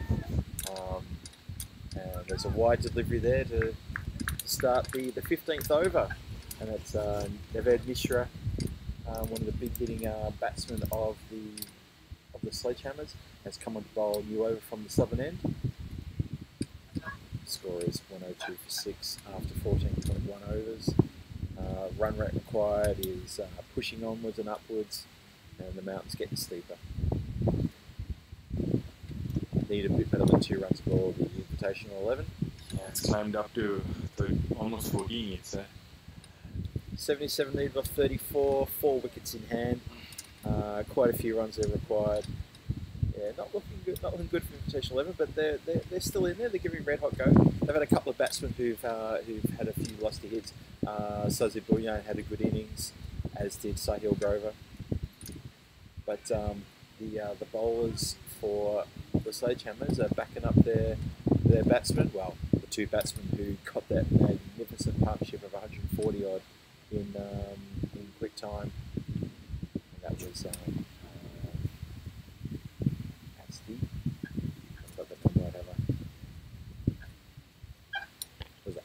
Atri, sorry. Yeah, Atri, yeah. Sorry. Magnificent innings from Atri. And quick single there, but slightly sent back. Yeah, Adya Avinash was... Yeah. I don't know, 200... Oh, that was in the first innings. Sorry. Yeah, magnificent partnership in that, that was SledgeHammer innings of 100, I think it was 145. I'm sure that's like some sort of record for that state, for that wicket partnership, Well, yeah, because I went over to talk to the guys, and Naved told me that those 2 batsmen had put on 190 odd in the partnership before. Wow! So they were no stranger to big partnerships. Big innings, yeah. Yeah, obviously. Yeah, I think they. I mean, it's like 34 for 5. I mean, that just speaks of how good that comeback was. Oh, that smashed away by Abhimanyu, was straight to the fielder and taken. Yeah, the fieldsman set himself. He just had a little pause just where he thought, oh, hang on, is he going to drop just short? The wind dropped off as well, but no, he's caught it cleanly. That's the end of Abhimanyu Singh for 2 runs. Didn't bother the scorers too much, and that's the 7th wicket down in the 15th over.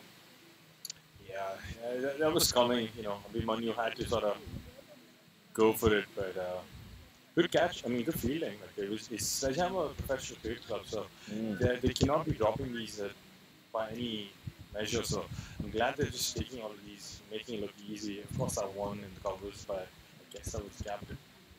Yeah, I think it's fair to say that the SledgeHammer team that are here today, they are very professional. They are the real deal, and they're showing their quality. And it's a pleasure to watch them play because they are a complete unit. Very well. They lost those 5 wickets for 34, and we thought, oh, this is something we've never seen before. And lo and behold, the next 2 batsmen that came in held their own for pretty much 15 overs. Didn't go anywhere. Less than 15 overs, maybe 14 overs, put 145 runs, and took them out of a giant hole that they were already buried in. And now we're seeing the bowlers and the fielders back them up on the field. And they've got the Invitational 11 at 104 for 7 at the end of the 15th over. And this game is slowly being ripped out of the hands of the Invitational 11. And I reckon by the end of this over or the next over, we'll probably say that's probably all she wrote. I think just to give a little more context on the Invitational 11, which is supposed to be the Eagle side. I mean, I am part of the Eagle setup, and it's definitely a few of us here. But the Invitational 11 is more of like a mix of all the domestic players in the Czech Republic, and you could say that for a bunch of players who've never played together, choking the SledgeHammers for 34 for 5 is a one big positive they could take as like a mixed team for who probably never played together or never will again play together. Yep. But it just goes to show you SledgeHammer playing as a unit all the time, and those 2 guys who also had a 190 partnership that you just filled me in, they just know how to get out of these tough situations. Slide it up, again hit the same fielder, just shot. Bounced just in front of him. I thought he was on for another catch there. Me too, Phil. hate that he heard it. I hate that he heard it. Danny's on a train somewhere heading to Vienna, and I bet he's giggled to himself, thinking, "Yeah, everyone knows Danny. Yeah, no one knows Phil G." But I'm the voice of Czech cricket, Danny. I agree, Phil. Deal with it. You are the voice of Czech cricket.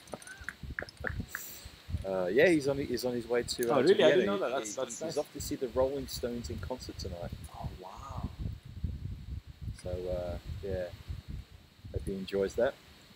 He joined me here in Prague a couple of weeks ago to see Iron Maiden. That was better. Probably better than Rolling Did you go for the Stones. Eric Clapton concert by any chance? I missed it. I missed it too. Eric didn't really advertise it very much, so I didn't know it was even on. Otherwise, I probably would have gone. Yeah, I felt bad missing out on that one. Probably his last tour, big tour. I tell you what cracked me up is when you put a message on Twitter about the Hans Zimmer. Oh, yes. Because you went to it like a last minute thing, didn't you? Absolutely. I was texted by a friend who I worked with. Shout out to Christina Kostankova for hooking me up with those tickets. She said we have two Hans Zimmer tickets. Who wants to go? And I said I'm putting my hands up for that one. That's incredible. Because what's really funny, because I was there as well. I was. You did. I was on the floor about 10 rows from the stage. Wow. That must have been exact. I mean, I don't even know what word to use. It was everything. I felt goosebumps. You know? It was that sort of gig. Yeah. And you know, it was the end of the 16th over 110 for 7. Yep. Just the last thing I say about Hans Zimmer was, it's probably the best concert I've been to that I can remember. That's a big. I went and saw Iron Maiden, which is my favourite band of all time. Wow. And I'd never seen them live ever until I saw them here in Prague. And that's still not the best concert in the world. They're still not the best concert I saw. The sound quality was a bit poor at the football stadium because being a concrete stadium, the sound was bouncing around the concrete stadium and it was reverberating quite badly. I went and saw that with Terry O'Connor and Danny Vodacek, and Terry said, you know, you want to see Iron Maiden in a place that's got good sound, you go see them in an open area like an airport. And sometimes they play up at Letman Airport, which is not too far from here. And when they play there, that's the best thing to do, go see them there. So yeah, Hans Zimmer easily the best concert I've been to for as far back as I can remember. Absolutely. I mean, there was that one part where he was playing the Lion King bit, and it just took me back to 1998. Fantastic. Yeah. Fantastic ball. ball. The whole thing was great. Really good first ball by the Wade Mishra right in the block hole. Yeah, so back to the cricket. I'm talking a bit about music. We're into the 17th over, 111 for 7. Obviously a bit of trouble there for the invitation level. The run rate is now 18 runs and over required. It's pretty much been taken out of their hands now. I think SledgeHammers are going to continue on their merry way. Be interested to see where the Invitational 11 end up on the scoreboard though. Can they bat out the whole 20 overs, or will 3 more wickets be taken? I think that they for their benefit, I think it'd be good to see them bat out the overs and get another, if they can, so get another 25-30 runs on the board. Make them feel good going into the last game of the day, which starts at 4:30. Swatted away to the leg. Swatted it. It's a nice flick. And I suspect that the last game today, which will be between Invitational 11 and Accord, will determine what happens tomorrow in the finals. Because both will be the Invitational 11 will be winless after this game if they lose, and it looks like they will. Accord haven't yet struck up a win either. And both teams have a bit of work to do. It's pretty late. So it should be a cracking game. Absolutely. I think, not taking anything away from the Invitational 11, but I think it will be a much more realer matchup in terms of the level of cricket and the level of team. What I mean by that is that I think that Accord, of course, have not had their best foot forward. Some gymnastics in the left here by Accord, but anyway, coming back to it. Yeah, it's a pity we're not on television. Yeah. I can't have someone who can pan to the left. I wish we could pan to the left. I wish the viewers could see that. Maybe it was like a coach or something was standing back to back with a player, and the coach leant forward to touch his toes, and the player with his back to the coach was sitting on the coach's back, stretching his back muscles. Oh, that's a misfield single taken. At this point, I mean, they've won the game. And you can see that in the body language of these sledgehammers. They sort of know, yeah, okay, this game's done. But I think that's what someone needs to challenge. They need to get the sledgehammers on their toes, you know, because it's just been way too easy for them, and it's not the fault of theirs. I mean, they don't have to be turned on 24/7, but Sure. you'd like it when teams turn on 24/7. So I'm a little nervous, you know. Well, when the Invitational 11 had him at 34 for 5, we thought that was the moment. Yeah, we thought, that's true. We thought this is probably a path they've never walked down before. Yep. To find themselves on the ropes like that. And yet here we are. 18 balls left. 65 required. It's just, it's become a foregone conclusion now. Teams are getting to this position, unless this is the final over and they need 20-run runs. It's all done. All over bar the shouting, pretty much. I can't see Javed Iqbal, who I appreciate as a good batsman, but I can't see him and Panelet getting the runs here. going full Dhoni on this. He tries to go full Dhoni. And he's got that into the pouch of the fieldsman on the boundary line, takes it. I can't quite see from here how far in from the line he is, but I know he's very close to the boundary line. So Javed Iqbal holds out to Cal Corner, and that is the 8th wicket down. It was a good catch. It was in the air for a little while. Yep. I think it held up a little bit in the breeze as well, and that's probably why it didn't carry for 6. Nope. And instead the fieldsman barely moved a muscle and straight into his mitts. You could say that is probably the longest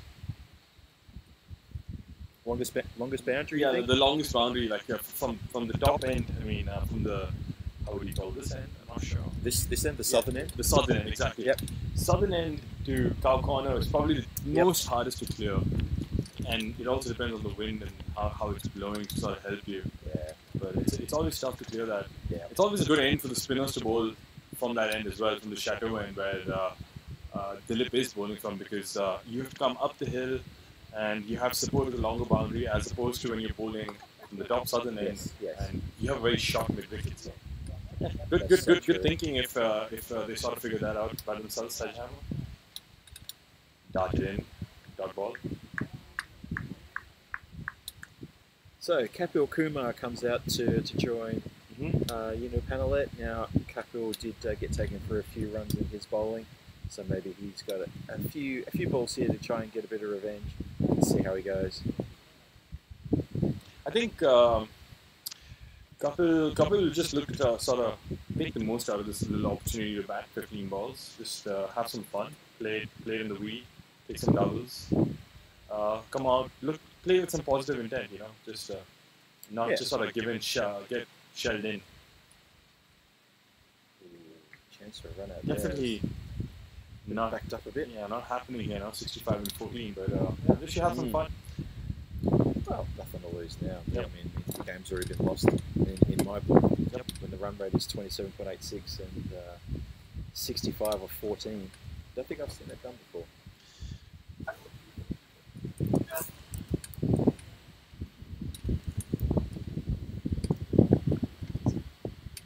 Well, actually, the last time I saw a big over internationally like that was at World Cup a few years ago in the final when Ben Stokes was bowling to, who was it? Was it Braithwaite? Carlos Braithwaite? Mm-hmm. And Braithwaite took it for 4 6. Yep, exactly. Absolutely fantastic. I played it in my head a few times every now and then. It's mathematically possible, Danny, if they hit Phil. up. Who's sorry. Danny? This is now getting embarrassing. I have to wear a name tag. Yeah, it's embarrassing. I apologize. That's alright. I'm sorry, Phil. That's alright. Look, I think for all I've we know- adorned myself to become the Phil G, and you become my Danny. Look, I think I just want to be you too much.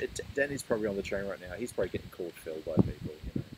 No, Yeah, it's just okay. embarrassing at this point. I profusely apologize to you, Phil. That's quite okay. Thank you for bearing with me and my sloppiness.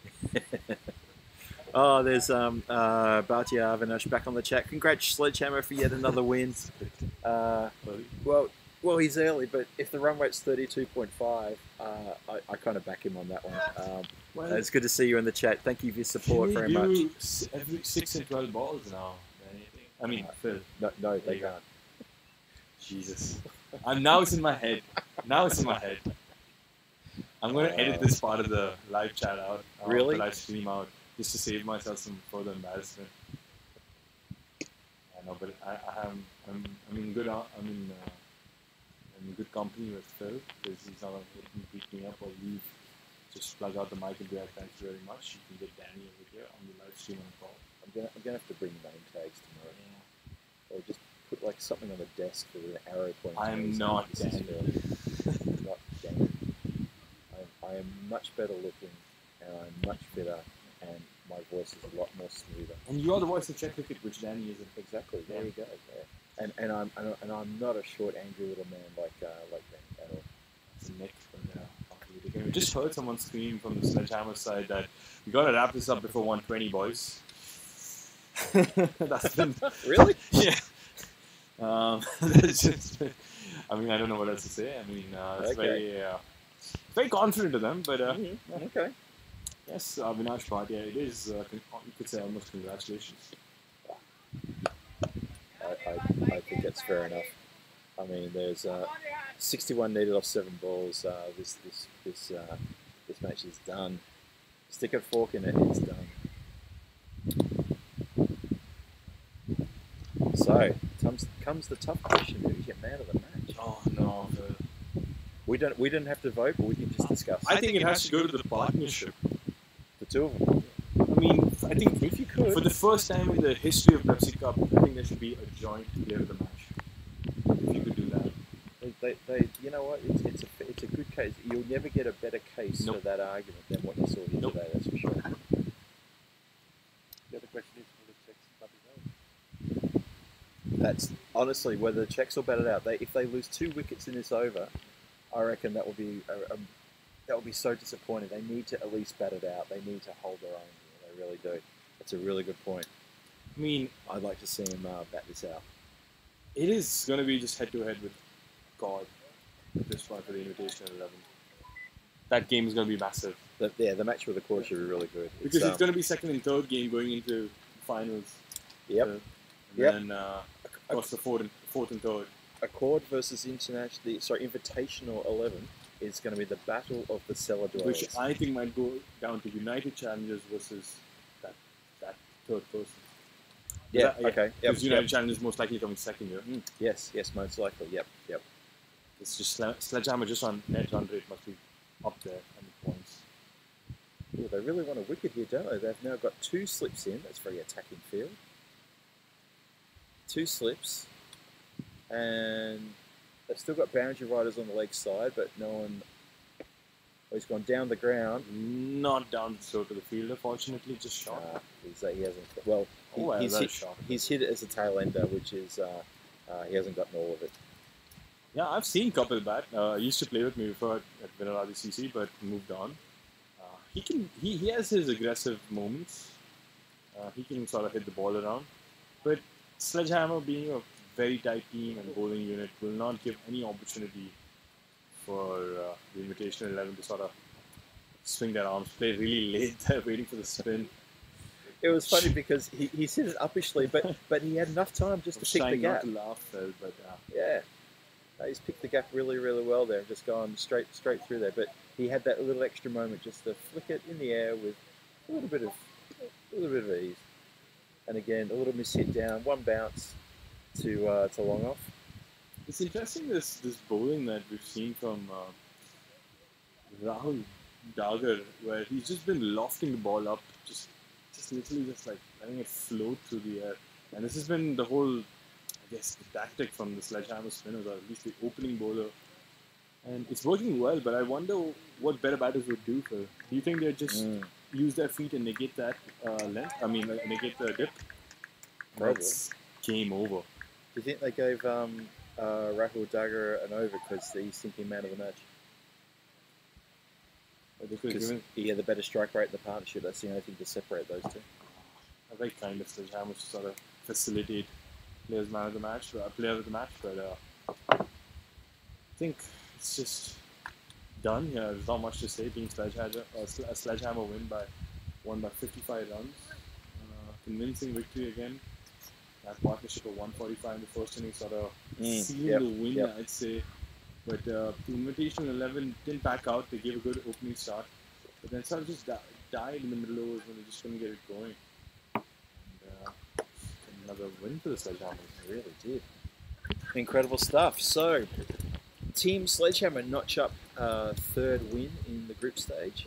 So they're doing well. They're 3 wins and no losses. They've beaten all the other teams. Very well played by them. Yep, we've got the table in front of us, but that will be updated very, very shortly. Very big win here over a gallant Invitational 11, who had them on the ropes for, in that early stages of this innings, of their innings previously. We keep talking about they were 34 for 5. They were on the ropes. They had one knee on the canvas. They were bleeding from every orifice they had, but they just couldn't hit him with a killer blow. They couldn't take that extra wicket, break that partnership, and they couldn't get into him. And instead, the SledgeHammers notch up another win.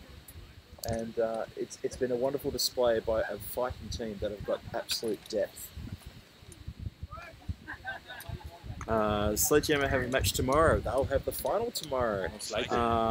Bhatia Avinash asking about SledgeHammers. Absolutely. Obviously, he's one of their big fans, and we appreciate your engagement in the chat. Pretty much all you. But yes, they will have another match tomorrow, and the way they're playing, they'll be playing in the finals tomorrow. And quite deservedly so too, by the way. So 3 matches, 3 wins. Their net run rate is about 3.7, which is huge. Don't you worry about that. United Challengers are second on the ladder with 2 wins and 1 loss.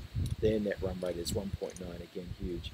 The Invitational 11 and Accord, both on 0 wins, 0 points, but the gap between the net run rate is also massive. Accord are currently at minus 5.7 and Invitational are minus 2.6. That does add up to quite a few runs difference. That looks like it's in the region of about sort of 60 runs difference for. So if Accord win by a massive margin, they might be within a shout to get into third, but it's not looking good. Yep. I would expect Invitational 11 to hold on to that third position. 100%. I think Invitational 11, in my opinion, just after seeing both teams, I think Invitational 11, despite being a mixed bag of Czech domestic players, just sort of have the edge over Accord, because you just have a few players who could just take the game single-handedly away from Accord. But I just don't want to say anything about Accord yet, because I feel they haven't sort of put their best foot forward in this round. I agree. We haven't seen what they're really capable of, so if we're sort of taking them lightly, we should give them that sense. We'll know in a few minutes or in a half an hour. Agreed. Yeah, because Accord and Invitational 11 will take to the field. I think the game starts scheduled to start at 4:30. Yeah, Does that seem right? In 15 minutes time? Yeah. I think so. We're going to go off, have a little break, real quick. Yep. So we've just seen 16:45. Just got a beat from Russia. 16:45. Sounds more human. That sounds a bit better. Yeah. Well, that makes sense. So it seemed a little bit too fast, especially for the Invitational 11 to turn around like that. So we're going to take a quick break though. We'll be back here in around about half an hour for that last match. Please join us for match 6 of the last match of the group stage, and just getting confirmation about the 4:45 start. And Bhatia Avinash in the chat, thank you for sticking with us. We appreciate support. Yeah, thank you so much, Avinash, Bhatia. We hope we'll see you in the next match. But if we don't, we'll definitely see you tomorrow for the final. Thank you for all the feedback on the audio and the deck. Really appreciate it. Much appreciated. See you soon. See you guys later. And